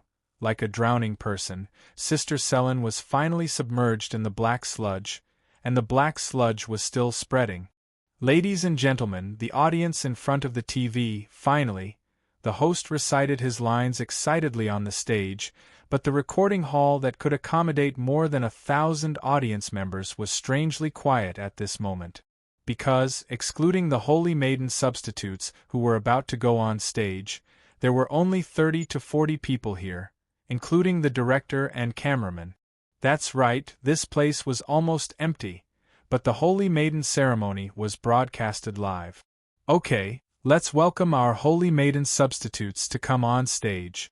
The first one to come on stage is... The host waved his hand and the lights on the stage lit up. The first one to come on stage is... You. The host, who was speaking, suddenly stopped talking. At the center of the stage, there was a figure slowly floating up from the bottom. It was a girl with a pale face. In an instant, the Durand City Lord stood up with a look of disbelief on his face. Hua-huaing. The host was standing next to the girl who appeared from the ground. After calling out the name of the pale-faced girl, he was so scared that he fell to the ground. Didn't you? The host immediately threw away the microphone in his hand and scrambled off the stage. The sound of gulping was heard. The cameramen at the front of the stage were stunned, but their instincts drove them to focus on the pale-faced girl. Hua Ying. This girl who had clearly died on the stage had once again appeared in front of everyone's eyes. Just like how she had died, she had reappeared in an extremely strange manner. Who is this? The city lord of Durand City hesitated as he carefully walked down the stairs. But after a few steps, a stream of light shot into the stage, followed by another stream of light. It was Angel Jarabe and Angel Londo. The two high angels sandwiched the resurrected Hua Ying in the middle of the stage. It seems that we don't need to investigate. The truth will be revealed soon. Angel Londo smiled. Finally, the main character has appeared. Hua Ying looked around the recording hall and finally fixed her eyes on Angel Londo. She chuckled. Hi, Angel? You're just a high-level puppet. You probably don't even know what you are. That's not important. Angel Londo said indifferently, I only need to know that you can't escape today. Escape? Why should I escape? A strange smile appeared on Hua Ying's face. I was hoping that you could run away. As she spoke, Hua Ying suddenly raised her hand. In her palm there was a book with a strange cover, slowly turning. Suddenly, the rotating book stopped and flipped open. The pages rustled. Londo, there's danger. Suddenly, a shout came from the edge of the recording hall. Angel Londo subconsciously looked in the direction of the voice. Didn't that guy come in with Jarabe? But Angel Londo's doubts stopped there. In an instant, a circle of black sludge appeared under Angel Londo's feet. Under the effect of the sludge, Angel Londo's body sank more than half. Angel Londo was shocked and angry. At this time, he didn't care about the rule of not easily revealing his identity as an angel in the Holy Light Kingdom. In an instant, two pairs of white wings spread out and pulled out half of his body that had sunk into the sludge. However, at this time, two shadow arms emerged from the sludge and wrapped around Angel Londo's body. Without saying anything, they dragged Angel Londo into the black sludge. Everyone looked at this scene in horror. Their minds were blank, as if they couldn't think. This book is, only Boss Luo looked at the book in Hua Ying's hand at this time. He seemed to have a strange feeling. What's this? Is it a special effect? The special effects are pretty good. This year's Holy Maiden ceremony finally has something new. They even made an angel. This ceremony, I'm going to blow up. Everyone watched everything that happened on the stage of the Holy Maiden ceremony through the screen in amazement. They only felt that it was very fresh and they couldn't wait to be there. However, the audience, who could have been present, were still blocking the entrance of the venue. They were fiercely protesting against the officials' unreasonable disqualification of entering the venue. Among the protesting crowd, a girl looked up thoughtfully at the huge venue building. The girl seemed to see that the entire venue was shrouded in a huge shadow at this time. The girl didn't speak. She silently moved forward through the crowd and soon came to the entrance. She jumped over the guardrail and continued to walk past the venue guards who blocked her way, until she walked into the entrance passage. No one came up to stop her. It was as if no one saw her. This young girl from Donremy Village, Jeanne d'Arc. Chapter 2145. Even if it was an adult, the collapse often happened in a flash. Under the stage, many people were scared by the scene of Angel Londo being dragged into the black swamp. A cameraman stepped back subconsciously at this time. His actions were especially obvious among the petrified and motionless crowd. Hua Ying's eyes suddenly fell on the cameraman. No, don't. The cameraman's lips trembled as he turned around and screamed toward the door. A scary smile appeared on Hua Ying's face again. Under the cameraman's feet, a small black swamp appeared in an instant. Save me. He fell into the black sludge and struggled with all his might. Hold on tight. A golden light flashed, and a golden rope flew out.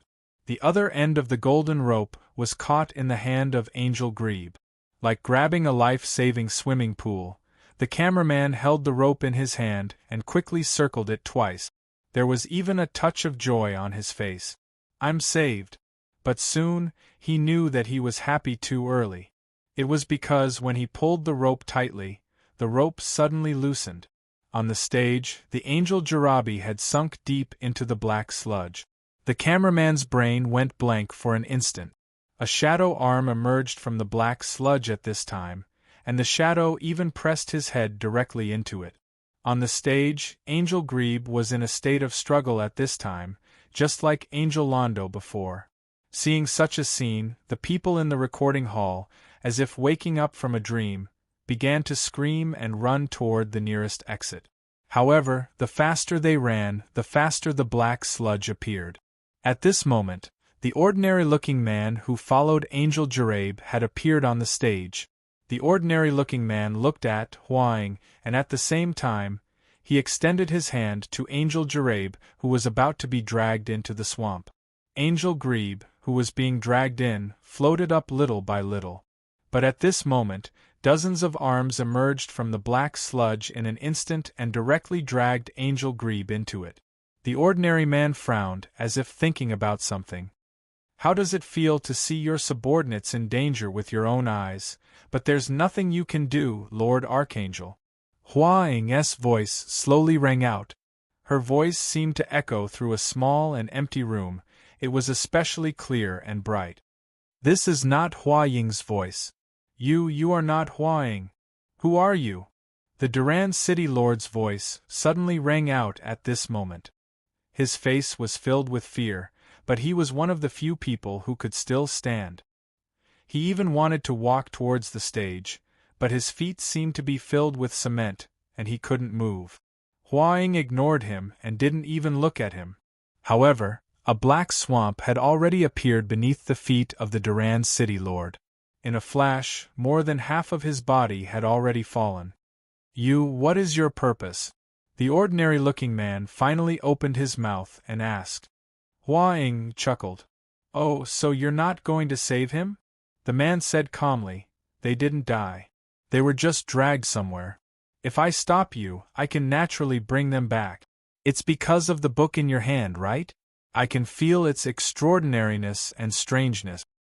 "This is a rare treasure," Yizichin said. Huang slowly raised the book floating in her hand. "I call it Book of Gaia." "Gaia?" The ordinary-looking man frowned slightly. Gaia, this was a taboo with many meanings. It meant many things, but it couldn't be clearly distinguished at once. "That's right, Book of Gaia." Huang's eyes narrowed, and it's something specially prepared for the Supreme of the Holy Light Kingdom. With that, Huang had already spread out her hands, and Book of Gaia flew between her hands at this time and spread out 180 degrees. Huang's strange voice sounded at the same time, "I have prepared the best stage for you." At this moment, the ordinary-looking man made his move. He just took one step and appeared in front of Huang. After one step, he reached out and covered Book of Gaia. Holy light, boundless holy light, the kind of extreme light that seemed to want to absorb the world, instantly lit up. A huge beam of light rushed from the venue of the Holy Maiden's ceremony directly into the sky. But when the light disappeared, the ordinary-looking man on the stage had already disappeared. Only Huang, who was holding Book of Gaia, was still standing in the same place. At this time, she glanced at the audience in a daze and said calmly, "You should also enter this stage. Everyone. This is... No, don't come over." At the several entrances and exits of the recording hall, the black sludge had already entered. On the stairs, the sludge flowed down crazily. Many people couldn't avoid it and disappeared one after another like people swallowed by a flood. The girl on the stage watched all this with a blank expression. At this time, what the people in the recording hall didn't know was that the entire venue was now covered with this black sludge. Behind the stage, the managers of the 7 capitals, the judges of the ceremony, the staff, the Holy Maiden candidates were swallowed one by one. The survivors curled up in the places where the black sludge didn't spread, but looking at the situation, they probably couldn't hold on for long. This kind of horror, this kind of strangeness could easily make people collapse, especially the young girls. Several scared girls were hiding behind the most popular senior sister, Yulia, as if only behind her was a safe haven. These girls even grabbed Yulia's arm tightly. "Didn't you guys just say that you're best friends?" Yulia rolled her eyes as she wrote. These girls, to put it nicely, were hiding in her safe haven, but to put it bluntly, they were using her as a shield. "Senior Yulia, what should we do? I don't want to die, let's pray." Senior sister, Yulia, took a deep breath. The girls froze and said subconsciously, pray? Yulia nodded with a pious expression. "That's right. Pray. As long as our prayers reach the end of the faith, we will be able to let the saint hear us. The saint will save us. So pray." "Right. Pray. Pray." The girls instantly let go of Yulia and put their palms together. It had to be said that praying was something that everyone in the Holy Light Nation had learned since they were young, and it had become an instinct for them. The girls recited the prayers with familiarity, and pious expressions appeared on their faces. "Please save us, Saint." Seeing this, senior sister, Yulia, suddenly shrugged and slowly took a few steps back. She thought to herself, "Just pray. Let's hope it works. I won't play with you guys anymore." The black mud had already spread to the feet of the girls, and they opened their eyes in shock. "Senior Yulia?" They saw that Senior Yulia wasn't standing on the ground. Instead, she was floating tens of centimeters above the ground. It was like a safe distance. The black mud spread over, but it didn't drag Yulia into it. However, the young girls sank into the mud and disappeared. Yulia, who was floating in the air, frowned. Then, she casually threw something into the black mud below, a piece of bread. However, the bread just floated above the mud and didn't disappear. "Only people can do this?" Yulia murmured thoughtfully. "By the way, I saw the shop owner at the front desk. What should I do now?" At this moment, dozens of black shadows emerged from the black mud and tried to grab Yulia. She blinked, and her body strangely faded away as if she had turned into smoke. Unexpectedly, the black shadow of a hand grabbed her feet and pulled her down abruptly. Senior sister, Yulia, blinked again with a dumbfounded look on her face. "F***CK? What's going on? Save me! Save me, Remia! Hold on to me tightly. Don't let go." Remia was lying on the table, trying her best to grab a girl who was stuck in the black mud.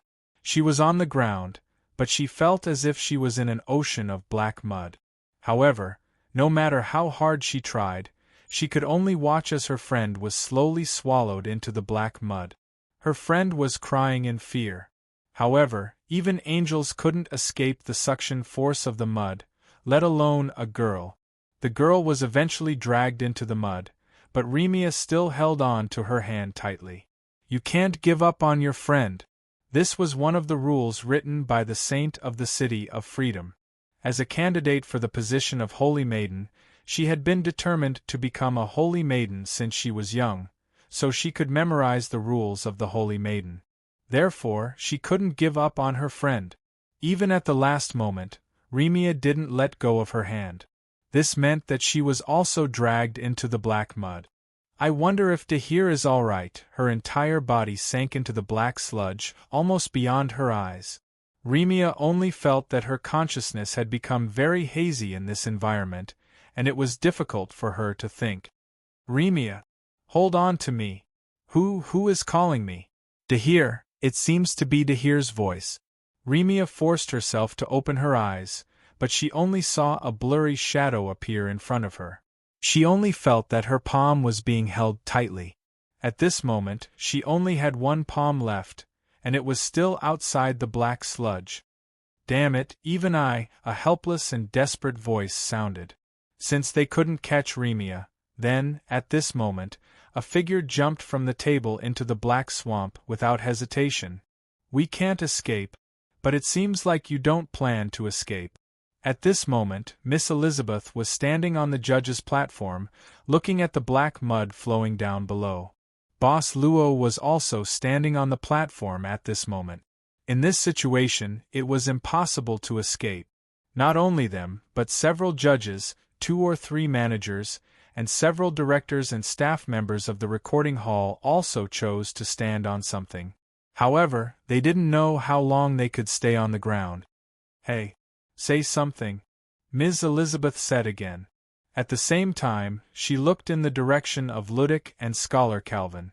A strange scene happened. Scholar Calvin suddenly jumped into the black mud. He didn't even struggle. Ludic couldn't even catch Scholar Calvin. He could only watch as Scholar Calvin disappeared. Does this old guy know something? Miss Isabel frowned. She glanced at the black sludge under her feet. Suddenly she turned around. What are you going to do? Boss Luo seemed to be planning to jump into the mud like Scholar Calvin. Boss Luo smiled and said, Ms. Isabel, I'll see you later. What? Boss Luo nodded and took a step forward. Instead of jumping in, it was better to say he stepped into it calmly. Miss Isabel couldn't help but frown when she saw the adult she had finally taken an interest in disappear just like that. She, who always had a smile on her face, flew into a rage. Why are you so sure that I'll still follow you? However, at this moment, a figure chose to jump into the black sludge. It was her cousin, the principal of the City of Freedom Academy, Ludic. One by one, Ms. Isabel gritted her teeth and took a deep breath. She looked at the mud below and said, I hate things that have been decided early but have no choice. She still jumped into the mud. Not because she believed in Scholar Calvin or Ludic. Not because of Boss Luo's words of wait for her. She just believed in herself. Because Hua Ying had said that she had prepared a special stage. Since it was a stage, it meant that even if one was dragged into the black mud, one would not necessarily die. Yes, she just believed in her own judgment. That was all. The girl walked in the corridor filled with black mud. The black mud slowly moved toward her. But there was no fear on the girl's face. Oh, interesting. The girl looked indifferent and walked straight into the black mud. Don't touch me. I'll go in by myself. The black sludge surged a few times, as if it had suddenly retreated a little. However, it was quickly pushed forward by the sludge that came from behind. In the end, a door actually began to emerge from the black sludge in front of them. The girl walked in. Chapter 2146. High in the sky, in the palace in the cloud. Other than Maria, who couldn't leave the monastery, and Archangel St. John, who had left not long ago, the others were all here. John has been down for some time. Did something happen? A voice suddenly asked. Let's take a look, another voice said. A rainbow suddenly appeared in the palace. It was a completely round rainbow, and it looked like a mirror. What appeared on the mirror was the scene of the Freedom City. In the mirror, the people of Freedom City were very lively. Under the double blessing of the Holy Maiden ritual and the Saints' Resurrection Day, the negative effects of Holy Fall had been reduced to the lowest point. It doesn't seem like there's any problem. Everything is normal. The Supreme who had created the rainbow muttered, Perhaps John has his own considerations. We don't have to worry. I hope so. What are you worried about? Don't you think that everything is going too smoothly? Indeed, don't forget that the guy who killed the Saint of Freedom City hasn't appeared yet. It might be waiting for something. But we are all here. Even if indescribable existence descends, we can resist it. Besides, this is the Holy Light Kingdom. We have nothing to fear. Quiet. The new consciousness is about to hatch. Everyone, please bless this new consciousness. This is the only way to create a saint that completely belongs to the kingdom of heaven. Then let's begin. The palace in the clouds burst forth with extreme holy light in an instant. The holy light covered the entire palace in the clouds, turning it into a huge light cocoon. In the end, the black sludge didn't spread out of the Holy Maiden ritual.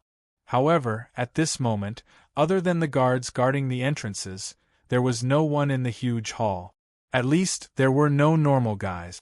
In this place, only that peculiar fellow known as the Brain Man was wandering around like a ghost. Hua Ying stood alone in the recording hall covered by black sludge and slowly opened her eyes. This is all I can do. I still can't completely. She looked down at the Book of Gaia in her hands. Until now, she still couldn't completely control it. She could only use some limited functions. But that was enough. She could only use this part of the function, but it was enough for her to trap the Archangel of the Heavenly Kingdom. It was enough for her to hide from the 7 capitals in the palace in the clouds. It was enough to buy her enough time. At this time, Hua Ying walked directly to a camera under the stage in the recording hall. She directly integrated the Book of Gaia into the camera. Then, it's time for me to step onto this stage. She chuckled, then opened her arms, leaned back, and sank into the mud. Why did the screen suddenly turn black? Is there no signal? I just paid for the service. Trash holy letter. Not only is it expensive, it's also very expensive. Wait a minute, there seems to be an image. Indeed, the 45-degree sure-kill hand chop is the truth. What is this? Why does it look so? The sky was dark as a crayon. A few crows were chirping as they flew past. What is this? Crow, isn't it obvious? I know it's a crow, but why would it be a crow like this?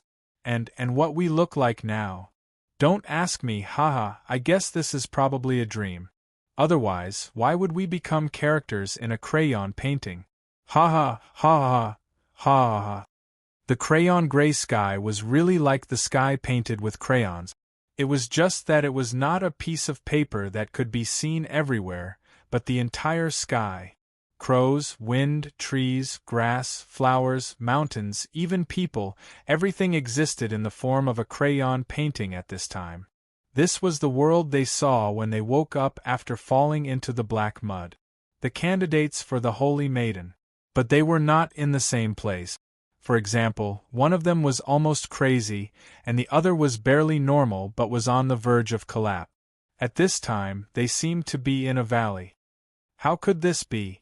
Holy Maiden, save us! The girl who was still sober knelt on the ground at this time, put her hands together with the greatest piety, and prayed. However, her only companion had already opened her hands in a small garden at this time, spinning and laughing happily. It was like she was drunk, like she was using some addictive drug. Flower, flower, flower, what a beautiful flower! The girl who was spinning in the flower bed suddenly stopped. She plucked a flower with only 4 petals from the ground and put it on her head. The flower was completely in the style of a kindergarten child. The petals weren't even fully painted with colors. However, at this time, the flower on the girl's head suddenly opened its mouth. It became bigger, as big as a washbasin, and its jagged but very sharp teeth bit the girl's neck in an instant. Pah! Blood splashed out. The other girl who was praying felt something hit her face. She slowly opened her eyes, only to see that her companion was only left with half of her body at this time. Flower. The crayon flower with its big mouth was slowly turning towards her at this time. At the same time, the flowers in the garden stood up one by one, their movements were uniform like marching ants, and soon surrounded the praying girl in the middle, and then opened their mouths. No, no, no, no, no. Don't come over. Ah! Senior Yulia, wake up, wake up! Don't disturb me, I'm about to crack this demonic god's treasure house. Senior Yulia, wake up! Stop dreaming! It shook violently. She suddenly fell out of the demonic god's treasure house, watching the endless source of the world fly away in front of her eyes, and her heart was filled with hatred and resentment. From now on, you're the one I'll hunt down for the rest of my life. What are you? Senior Yulia blinked her eyes at this time, because she saw something, strictly speaking, that could not be called a person. she saw a stickman. Yes, she was not mistaken, it was really a stickman made up of only a few black lines. At most, it was drawn with a few strokes, and it barely looked like long hair. "It's me. Shawman. Senior, have you forgotten me?" At this time, the stickman showed a crying expression, and the two sizes on its face were about to squeeze together. Senior Yulia rubbed her head at this time. She had some impression of this voice. It seemed to be the voice of one of the girls who kept chattering around her in the backstage of the Holy Maiden ceremony. Why are my hands?" Senior Yulia looked at her hands in disbelief. Unlike this stickman who called itself Shawman in front of her, she was actually, no, not only her hands, but also her body and everything around her, everything. She could even smell the smell of crayons in the air. You were the one who woke me up. Can you tell me what happened?" Senior sister, Yulia, looked at the matchstick man and asked tentatively. "I don't know." Although the stickman's eyes were only two sizes, its expression was very rich. Shawman's voice was rich. It was a voice mixed with panic and bewilderment. "I only know that after I woke up, I became like this. Since the others are not here, I don't dare to go outside." This was an extremely simple house. It could even be described as having 4 bare walls. Senior Yulia frowned. She slowly got up, and then symbolically stepped on the floor a few times. This feeling is no different from stepping on a real floor. In other words, we have become a part of this crayon drawing world? "You really didn't go out of this house?" Senior Yulia asked calmly. The stickman nodded quickly, and then said nervously, "Although I didn't dare to go out, but there seemed to be a lot of people outside. I also heard some voices." "Let's see." Senior Yulia nodded, then quickly walked to the edge of the window, and pushed open the silver-painted glass. Their line of sight immediately became much wider. There was a street outside. The style of the house extended all the way outside. At this moment, on the street ahead, there were people who looked like villagers gathered. Senior sister? What are you going to do?" "Let's go outside and take a look." Senior Yulia didn't even turn her head, and directly jumped out of the window. "In any case, there's nothing we can do if we stay here and be afraid. It's better to find out the reason why we became like this." Seeing her senior sister jump out of the window, the stickman girl hurriedly chased after her, and said in a panic, Wait for me, Senior Yulia." In the midst of the colorful crowd, there was actually a rather large open space. In the open space, there was a stickman who looked similar to Shawman. They were really similar, apart from the fact that the lines on her face were slightly thicker. Apart from this, there was also a village chief. That's right, it was a village chief with the word "Village Chief" written on his chest. In fact, all the pedestrians they saw along the way had similar words written on their chests. "Villager, a villager, villager." What are they doing? Shawman nervously grabbed Yulia's arm at this moment. There was one thing she didn't understand, and that was why Senior Yulia looked similar to villager, or at least had a richer appearance, while she was just a stickman. That guy probably wants to pull out the sword on the ground, the sword with the word, "Divine Sword," written on it. Senior Yulia rolled her eyes, looking as if she didn't want to complain anymore. At this moment, Shawman suddenly said, "She's Duo Air." This is Duo Air's voice. This stickman is Duo Air. With that said, Shawman wanted to rush toward her companion in the open space, but in the next instant, Senior Yulia grabbed her arm. Senior Yulia said, "Let's observe the situation first." Shawman nodded. "Have you really decided to pull out the divine sword?" At this time, the village chief on the empty ground said loudly, "Only the truly brave can pull out this godly sword that has been passed down for generations. Have you really made up your mind?" "Okay, stop wasting time." The stickman Duo Air standing next to the divine sword said impatiently, "I can roughly guess what's going on here. Although I don't know how to leave here. I just have to pull out the divine sword, right?" Completing a mission or something like that. Have you really decided to pull out the divine sword? The village chief said again. Only a true hero can pull out the divine sword. The matchstick figure duo heir muttered. Maybe we've been knocked unconscious and moved to this virtual game-like world? This is the technology of the 7 capitals. The Freedom City shouldn't have this kind of technology. Could it be the Dawn City?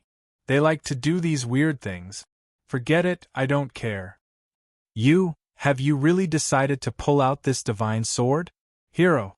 She was too lazy to pay attention to the village chief, who only knew how to repeat a few words. She reached out and grabbed the hilt of the divine sword and exerted force. The divine sword loosened up instantly. The crowd immediately let out a burst of surprised gasp. It works. Duo heir thought quickly and exerted more force. With a loud shout, Duo heir felt that she had pulled out the divine sword completely. She did it. There was a trace of joy in her heart. Ever since she came to this strange world, she had almost gone crazy. However, when she raised her head and looked at the divine sword that she had pulled out, she was completely stunned. The divine sword that she pulled out was a carrot with rabbit ears. The hilt of the sword turned into a rabbit's ears. This is the divine sword? Duo heir froze on the spot. At the same time, bursts of laughter sounded in the surroundings. It was the villagers and even the village chief who were watching from the side. She pulled it out. She really pulled it out. The lady's favorite carrot hero has appeared. Our village doesn't have to be afraid of the rabbit demon king anymore. Rabbit, what rabbit? Duo heir asked subconsciously. At this moment, the surrounding villagers rushed to her side and tied her up together with the carrot with rabbit ears. Then, they lifted her up. The sky turned from day to night.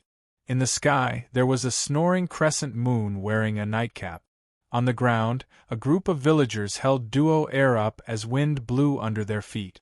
Soon, the villagers came to a big mountain and saw a huge pink rabbit walk out. Without saying anything, the villagers threw Duo heir and the carrot with rabbit ears into the huge pink rabbit's mouth. Then, the villagers danced and left. In front of the huge cave, only Charmin, the matchstick figure, and the kindergartner, Yulia, stood there in a daze. Senior. Yulia Duo heir. Duo heir is she? She was eaten. Yulia shuddered. F***ck. There's poison in this place. At this moment, the sky was raining glass beads. No, they were gems that looked like glass beads. Gems after gems. It was a shower of gems. Chapter 2147. There were screams of surprise, anger, and even despair. Duo heir. My Duo heir. No way, no way. However, the avatar of a beautiful girl on the screen had completely dimmed down. No matter how hard the people standing or sitting in front of the screen poked at the avatar of the girl on the screen, there was no reaction. But before that, people discovered one thing. The stage of the Holy Maiden ceremony was unfolding in a way that had never been seen before. Since the appearance of the cool special effects on the stage that could be seen through the screen had rapidly developed in an unusual direction. When the screen brightened up, many avatars with grids appeared on the screen. When these avatars combined into a huge picture, there would always be 1 or 2 curious people who would touch the grids on the screen. When they clicked on one of the avatars, the scene would change. Just like choosing a TV channel, some of the avatars were in the same style or environment, while some were in different environments. Other than the Holy Maiden candidates, there were many other avatars on the grids. For example, the managers of the 7 capitals, the workers at the venue, and the judges of this ceremony. At first, the audience thought it was interesting because they could choose the girl they liked and supported. They could only look at the girl they liked and didn't have to wait for the other Holy Maiden candidate. Too bad we can't fast forward to the awards ceremony. But my Yulia is the best in the world. Bullsh *T. Selin is the best. Last year's Europa volleyball tournament. Have you forgotten Selen's heroism? Duo air. My duo air. No. No. It's not real. Then, one of the girls died. She was thrown into the mouth of a rabbit and was chewed. The audience with headphones could even hear the sound of bones breaking and screams. Duo air screams. But it was far from over. After Duo air died in the rabbit's mouth, a huge black cross appeared in the sky above the Holy Maiden ceremony. There was obviously something nailed to the cross. It's Duo air. That was the Holy Maiden candidate whose body was broken into pieces. She was nailed to the black cross in the sky with her appearance before she died. This was probably not the so-called cool special effect. Freedom City instantly fell into a strange silence, until someone dropped the Coke on the ground. Fear surged like a tidal wave. In the sky above the Holy Maiden ceremony, a second black cross appeared. On the cross was a young girl who had been pierced by dozens of swords. Then the third cross appeared, the fourth cross appeared, the fifth cross appeared. In the hospital, in the independent observation ward. How could that be? LeVar's eyes narrowed as he stared at the screen. He slowly gulped and lowered his head to look at the phone in his hand. Ever since the angel appeared on the stage, he had been sending messages to the principal, but there was no reply. This time, LeVar directly called the principal's private number. Notification. Unable to connect, possibly not in the service area. What is this? LeVar had a shocked expression on his face. The reason why he was able to calm down was probably because of his experience in Oidong Remy village.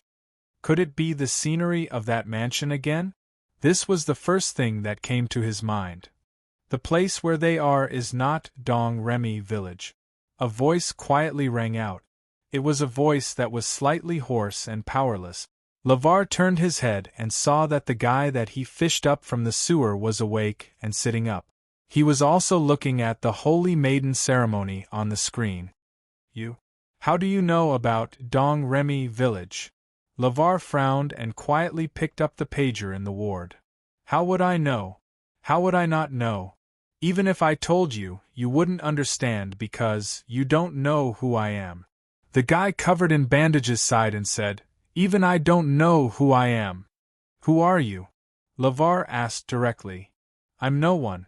I'm not even myself. He shook his head and said, Speaking of which, the guy who bit me is also here, right? He's a very important person to you, isn't he? LeVar didn't say anything, but something flashed through his mind. On a rainy day, a woman hugged her child and was chased out by the landlord. The woman couldn't support the living expenses of the two of them anymore. Because of her self-degeneration, the woman was no longer a God's chosen. She prayed less and less, and the wish power she received became less and less. The woman hopelessly hugged her child to the bridge by the river and prepared to jump off. I can jump off, but can you give this child to me? I actually want a little brother. From today onwards, you're my little brother. A real little brother. Because it seems like you're really the illegitimate child of my dissolute and indecent father. I can't give you any of my family property, not in this lifetime, because it's all mine. But if you work for me, I can give you a very good salary. Do you want to consider it? You know what happened, don't you? It was unknown when LeVar had developed this habit of being calm in the face of trouble.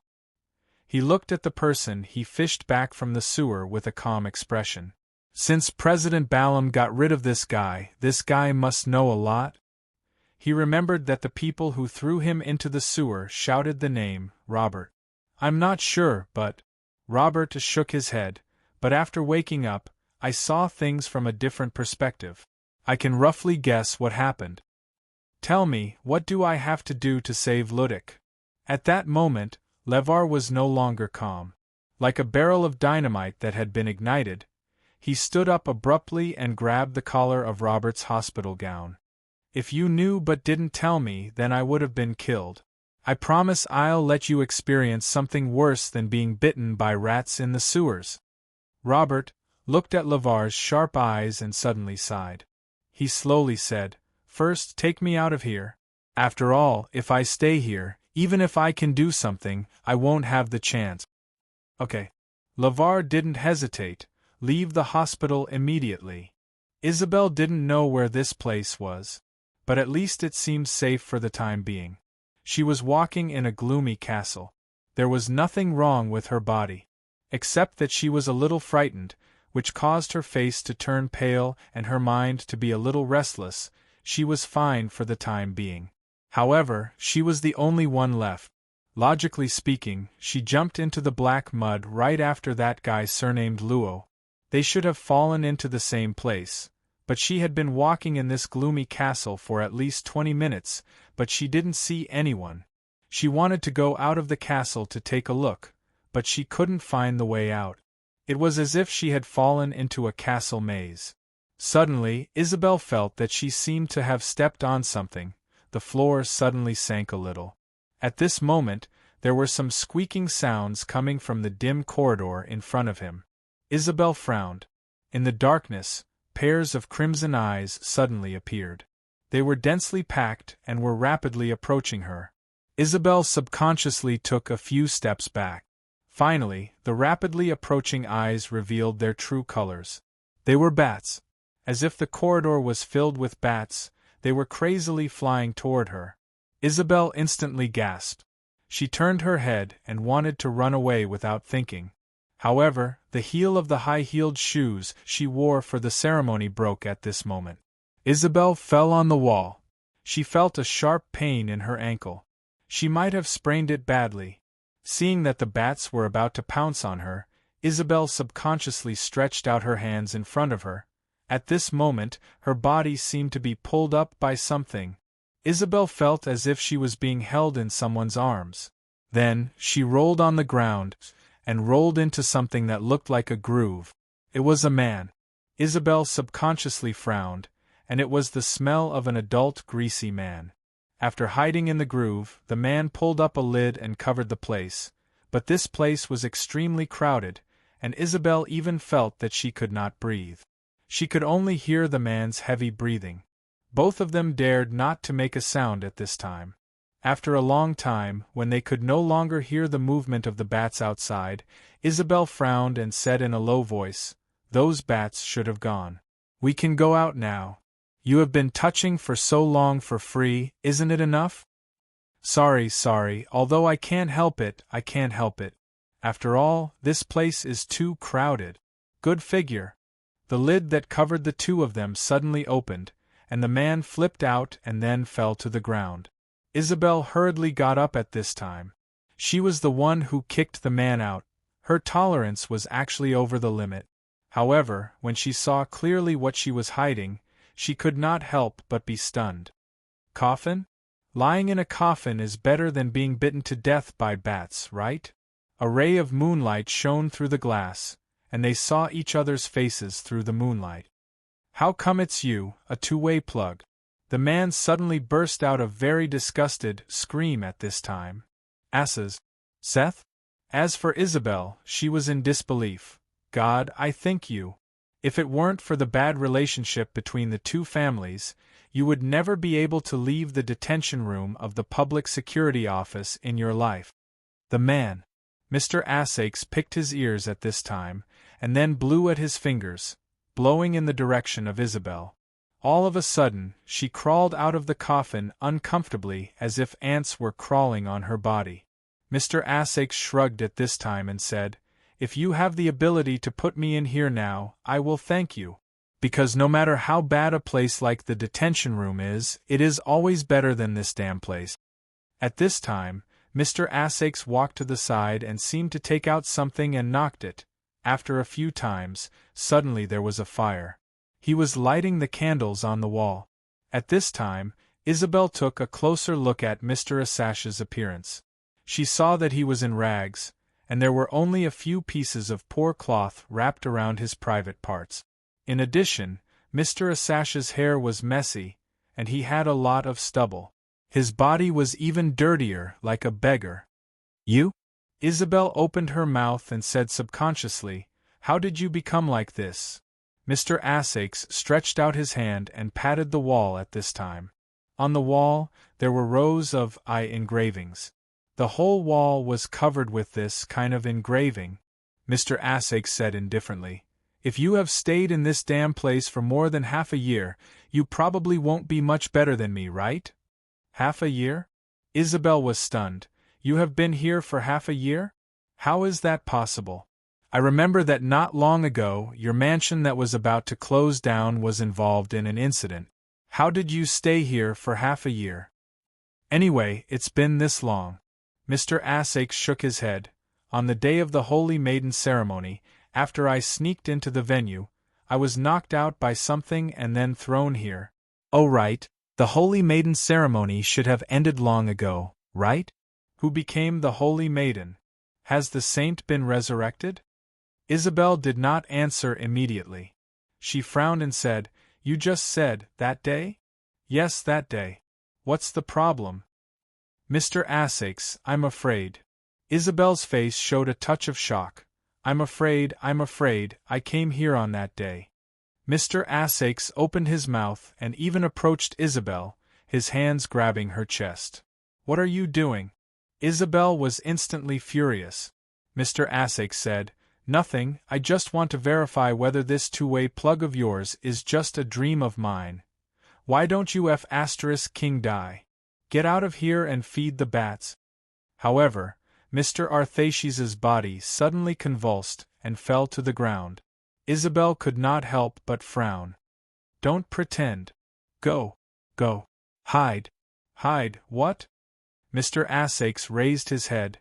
His eyes were bloodshot. His mouth was full of sharp teeth.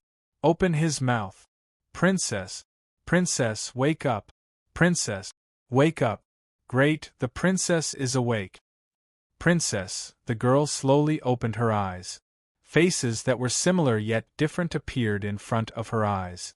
She counted and found that there were 7 faces in total. Seven dwarf-like fellows with large beards. She was lying on a huge, colorful mushroom. The girl frowned and thought for a while, "Where is this? Princess, have you forgotten?" One of the bearded dwarfs quickly said, "After you were defeated by the queen, you escaped into the forest. The fact that you used the magic mirror to control the kingdom has been exposed. We could only follow you and run."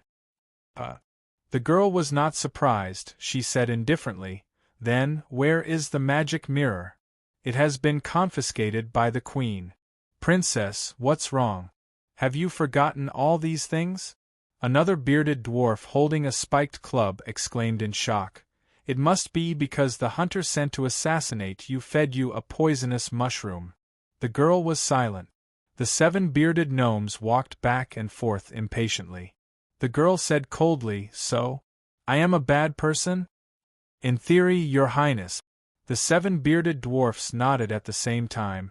"You forced the king to death, launched a coup, and hanged your husband in the palace on the night of your wedding." The girl was silent again. The 7 bearded dwarfs looked at her. The girl slowly opened her palm, and a black butterfly made of flames slowly floated out of her palm. However, the strange thing was that the butterfly had only flown a few centimeters before it was annihilated and disappeared. The girl frowned. "It can be suppressed to this extent?" The bearded dwarves all revealed looks of surprise and excitement. "Your Highness, did you learn some vicious spells again? This is great, we can fight back. Do you want us to catch a few innocent girls for you as sacrifices?"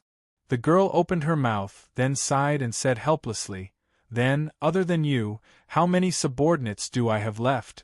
Chapter 2148. She was born with the blessings of the entire nation, just like an angel that had fallen to earth.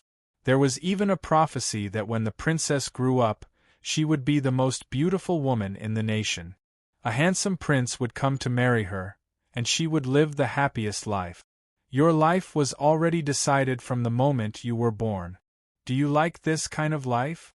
Until one day, in front of the princess who had grown up into a young girl, a mirror that could speak appeared. The mirror told the princess that she was only the most beautiful woman in the kingdom, not the most beautiful woman in the world. The mirror also said that the prince who would marry her in the future was only the most outstanding man in the neighboring country, not the most outstanding man in the world. The mirror continued to say that she was only the happiest person in the kingdom, not the happiest person in the world.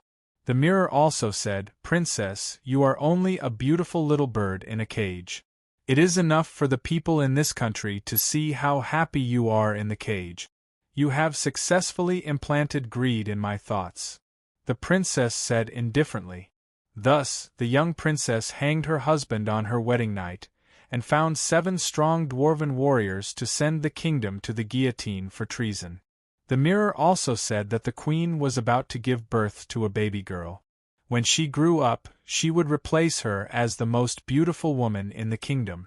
The little princess who was about to be born would be named the White Snow, because the little princess who was about to be born would be as pure as a snowflake. The young girl was in the treehouse of the 7 bearded dwarves. After listening to their chatter, she suddenly said indifferently, "Snowflakes are very dirty. You don't know how much dust is contained in a single snowflake, and how much of this dust is from the rotting things on the ground." The 7 bearded midgets stared at the princess with their mouths agape. The bearded dwarf's eldest brother slapped his thigh and said, "Yes, dirty as hell. The princess is right. Then, princess, have you thought of how to kill our way back?" "Why do we have to kill our way back?" the young girl said expressionlessly. The dwarves shouted, "If we don't kill our way back, are we going to hide in the forest forever? There is no wine here, and there is a lack of food in winter. There are no good-looking women here. We have had enough of the female goblins in the forest, so we decided to follow you, your highness. Of the 14 maids you promised us last month, we still owe you 2. The girl sighed softly and muttered, "What a capricious setting. Princess, what were you mumbling just now? Were you preparing to chant an incantation?" The girl shook her head and said indifferently, "I've forgotten a lot of things. Maybe it's related to the assassination. Tell me again how the Empress defeated me. Maybe I can remember more things." "Oh, okay. Third brother, you tell him. I'll find 2 female goblins to cool off."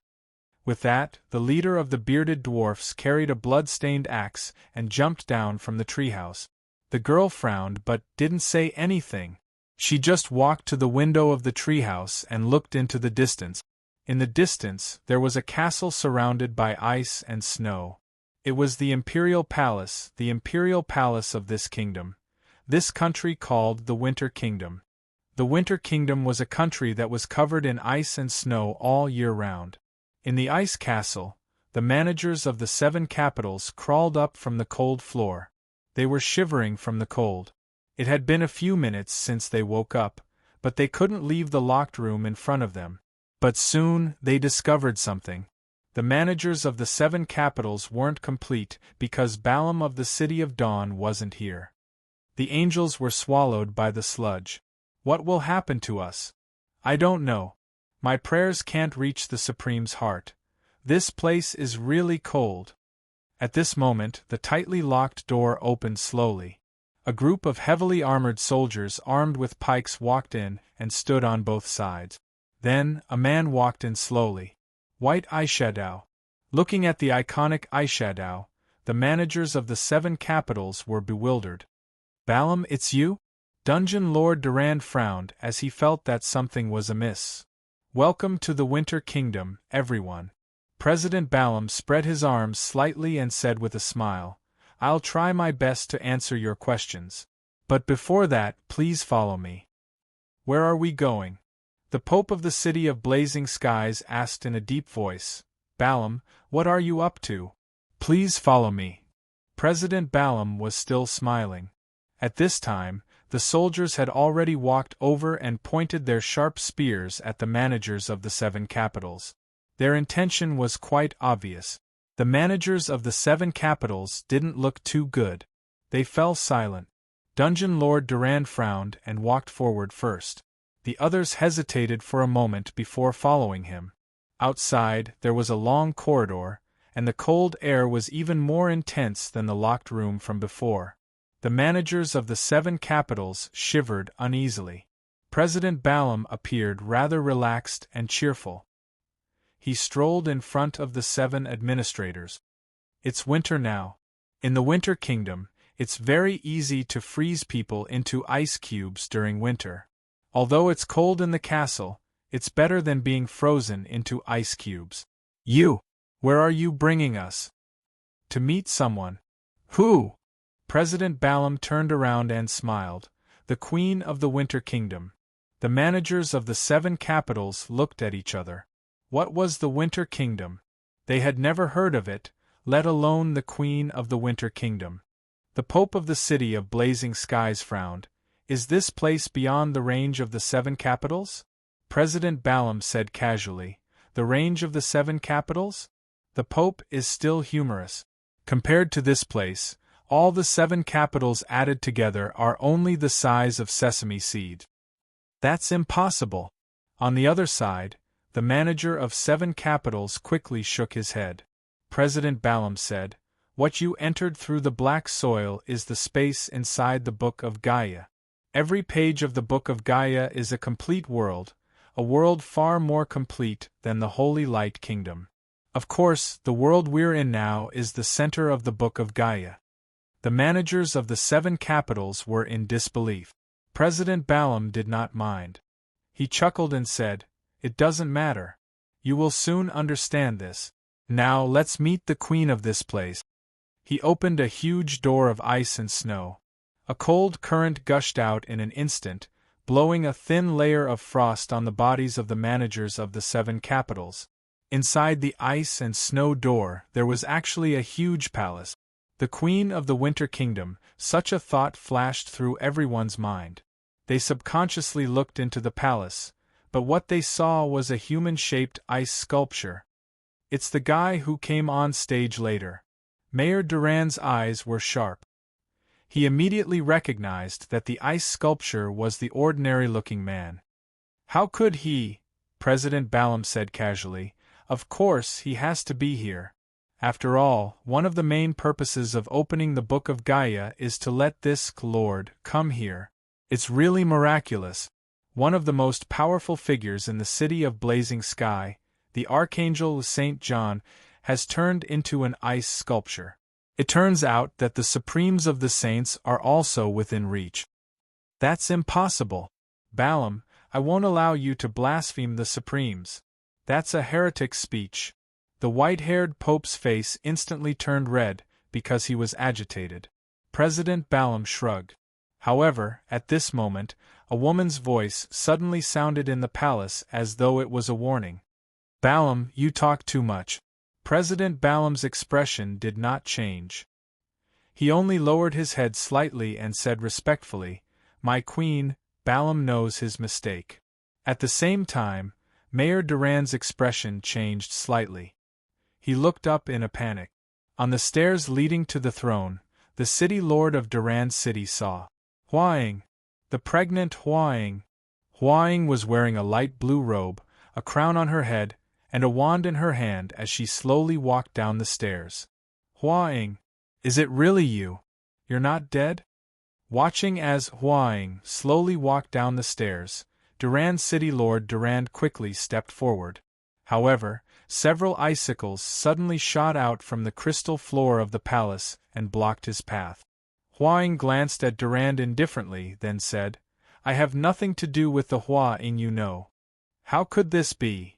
The Durand City Lord was stunned.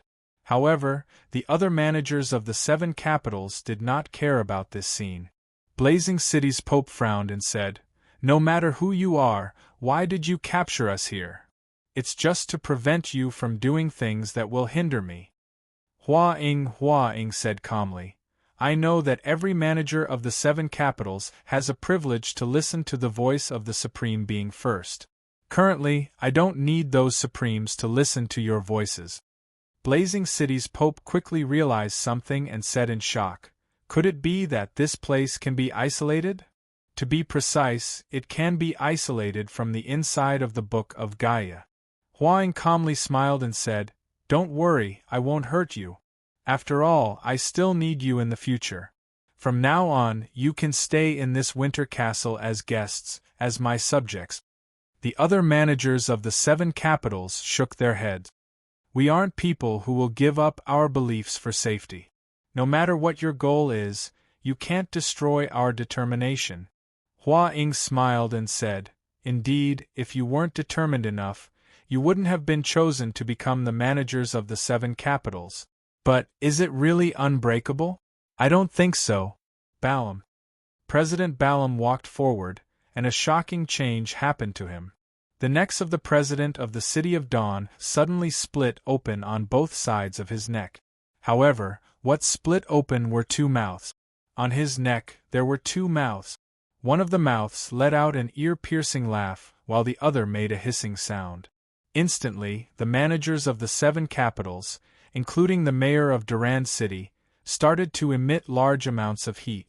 Their skin turned red, and they felt as if lava was poured into their bodies.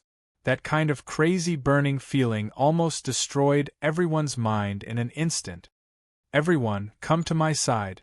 I'll grant you nirvana," President Balaam said as he slowly stretched out his hand. His thumb gently scratched his index finger, instantly cutting the tip of his finger. Then, a mucus-like substance slowly dripped from his finger. That thing fell onto the ice crystal floor of the palace and instantly turned into a sparkling crystal. Looking at the small crystal on the floor, the managers of the 7 capitals' gazes changed. They became extremely hungry. They wanted this crystal, whether it was physically or psychologically. As if driven by instinct, the managers of the 7 capitals immediately pounced towards the crystal. President Balaam squeezed his finger with a smile, squeezing out drops of sticky liquid. He looked at the managers of the 7 capitals, who were fighting for the crystal, as if he was looking at poultry. "Enough. Don't feed them too much. I don't need the managers of the 7 capitals who have lost their sense of self," Hua Ying said calmly. "Yes, Your Majesty." President Balaam smiled faintly. At this moment, he only made a gesture of pressing the button, and the managers of the 7 capitals instantly quieted down. Hua Ying said, "The Book of Gaia can't keep distorting the senses of the supreme beings outside. Besides, using it to imprison St. John is my limit." "It's enough."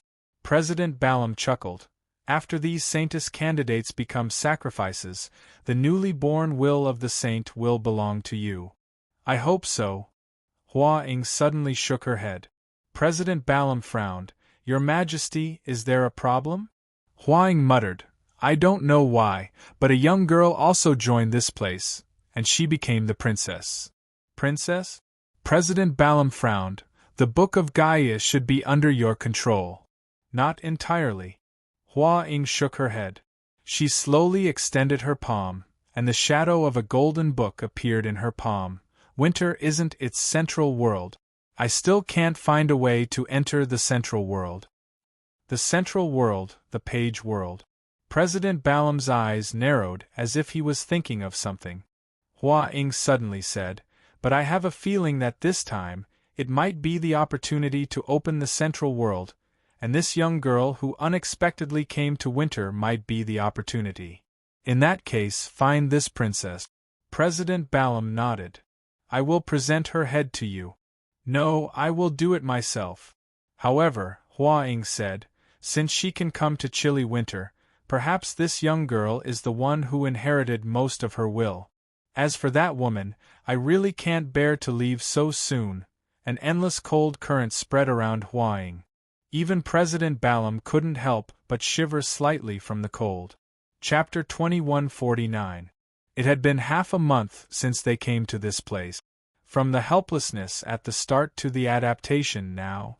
It had to be said that the adaptability of humans far exceeded their expectations. Looking at the blood-stained weapon in her hand, Remia believed that she would never touch it half a month ago. But now, she did not dare to let go of the sword that reeked of blood. In this place filled with all kinds of magical creatures, even a moment of squinting could cost one's life. "Come, drink some water first." In the rubble of the abandoned city, Remia carefully helped a girl up. There was a ghastly wound on the girl's abdomen. This was an injury from 3 days ago, caused by a monster's sharp claws. Ever since then, the girl's fever had never subsided, and she was getting weaker and weaker. The normal treatment methods Remia knew were not very effective for this kind of injury. Remia, I'm cold, it's okay, I'm hugging you, it's okay. Remia hugged the heavily injured girl tightly in her arms. She was also very cold, abnormally cold, and there were many frostbites on her feet. Pray, you won't be cold if you pray, she whispered into the girl's ear. She knew that this was the only way for the girl to survive. The entire city was in ruins, and she had risked her life several times to search for medicine, but it was to no avail. There was even a shortage of food. Can we still go back? We definitely can. I miss the snacks of the Freedom City, I miss my family and my classmates. We'll meet again, we'll definitely meet again, so, don't sleep. Remia shouted into the girl's ear, almost crying. Don't sleep. Wake up. Wake up. Don't leave me alone. I beg you. Remia felt that she would really break down. If there was no one to speak for her in this abandoned city filled with monsters, don't sleep, Remia's voice was hoarse. She couldn't give the girl in her arms any more warmth.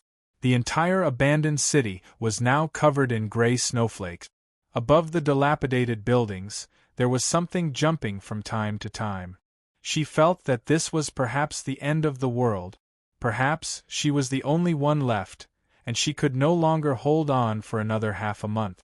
Maybe 10 days, maybe 7 days, maybe even 3 days. Tomorrow. Saint, I praise you. Remia's eyelids drooped as she hugged the girl in her arms, whose body was gradually stiffening. Perhaps she didn't even need to wait until tomorrow. Today was her limit. Deshio.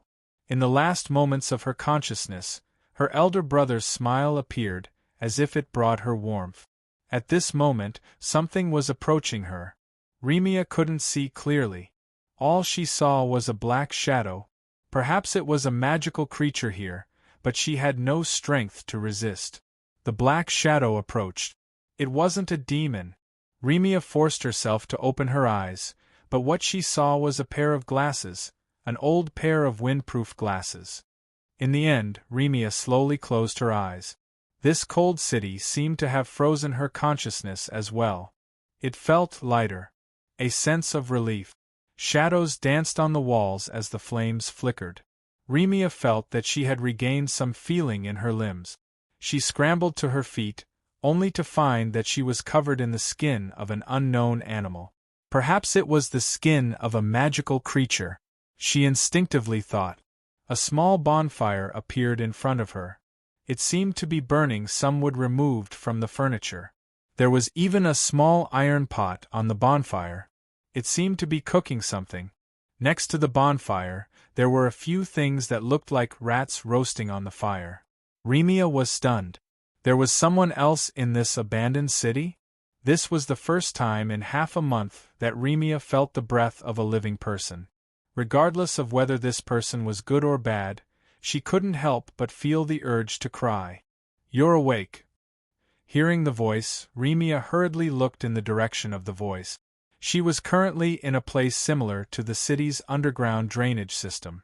From the depths of the drainage system, a figure was slowly walking over. It was a person wearing a heavy snow coat and a gas mask. So it was a gas mask and not a pair of goggles. The person was holding a large pile of wood in his hands. It also seemed to be something that was taken from wood. Remia was startled, her throat dry. She said hoarsely, "Thank you for saving me." "You're welcome. After all, this is the first time I've seen a living human," the person wearing the gas mask said casually. It was a man's voice. Remia was startled. She felt like she had heard this voice somewhere before. "But you've never seen another living human?" Remia quickly sensed something terrifying from this person's words. "At least, not before I met you." The man put down the wood in his hands, then slowly sat down and started adding wood to the fire. "So I'm curious, where did you come from? Are there any other humans in the place you came from?" Remia didn't know how to answer. After a moment of silence, she slowly said, How should I address you? Also, have you always been wearing this mask? I feel that although the air here isn't very fresh, it shouldn't be poisonous. Oh, sorry, I'm used to it, the man said as he slowly took off the gas mask. Sometimes I'll crawl into some really bad places, so I've been wearing it. It's more convenient. After a long time, I got used to it. She finally saw the man's appearance clearly. The moment she saw the man's appearance, Remia was stunned for a moment, then she was overjoyed. She was even excited. She even grabbed the man's arm. Mr. Luo. It's you. Mr. Luo? The man showed a puzzled expression, then thought for a moment and said, So, you know someone who looks like me, right? Mr. Luo? You're. Remia opened her mouth, then quickly wiped the stain on her face. It's me, Remia.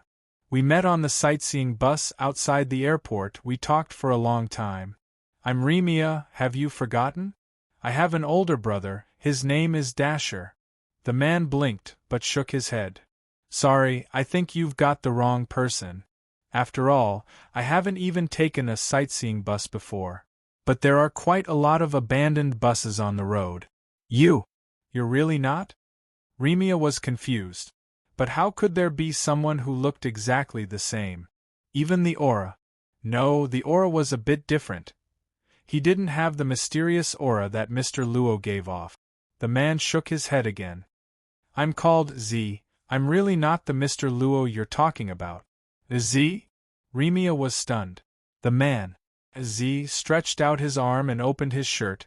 There was a black mark on his arm, Z's mark. He nodded. I don't know what my name is, but because of the mark on my arm, I gave myself this name. You. How long have you lived here? Remia asked tentatively.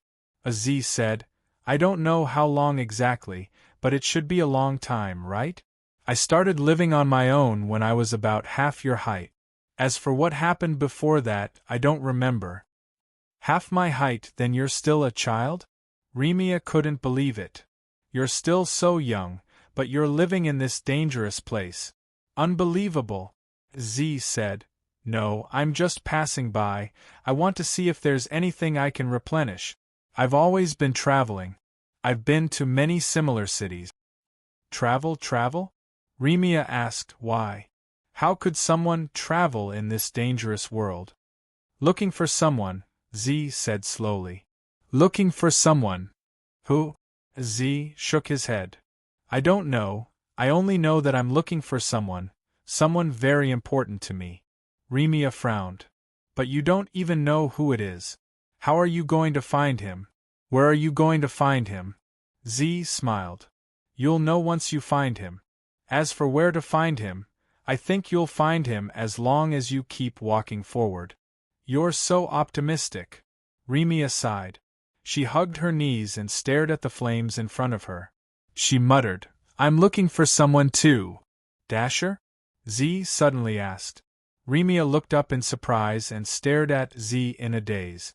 She seemed to want to say something, there was even a faint hope in her heart. Z said, You just mentioned that he's your brother. Remia's eyes dimmed as she continued to stare blankly. Do you want to eat? It should be done.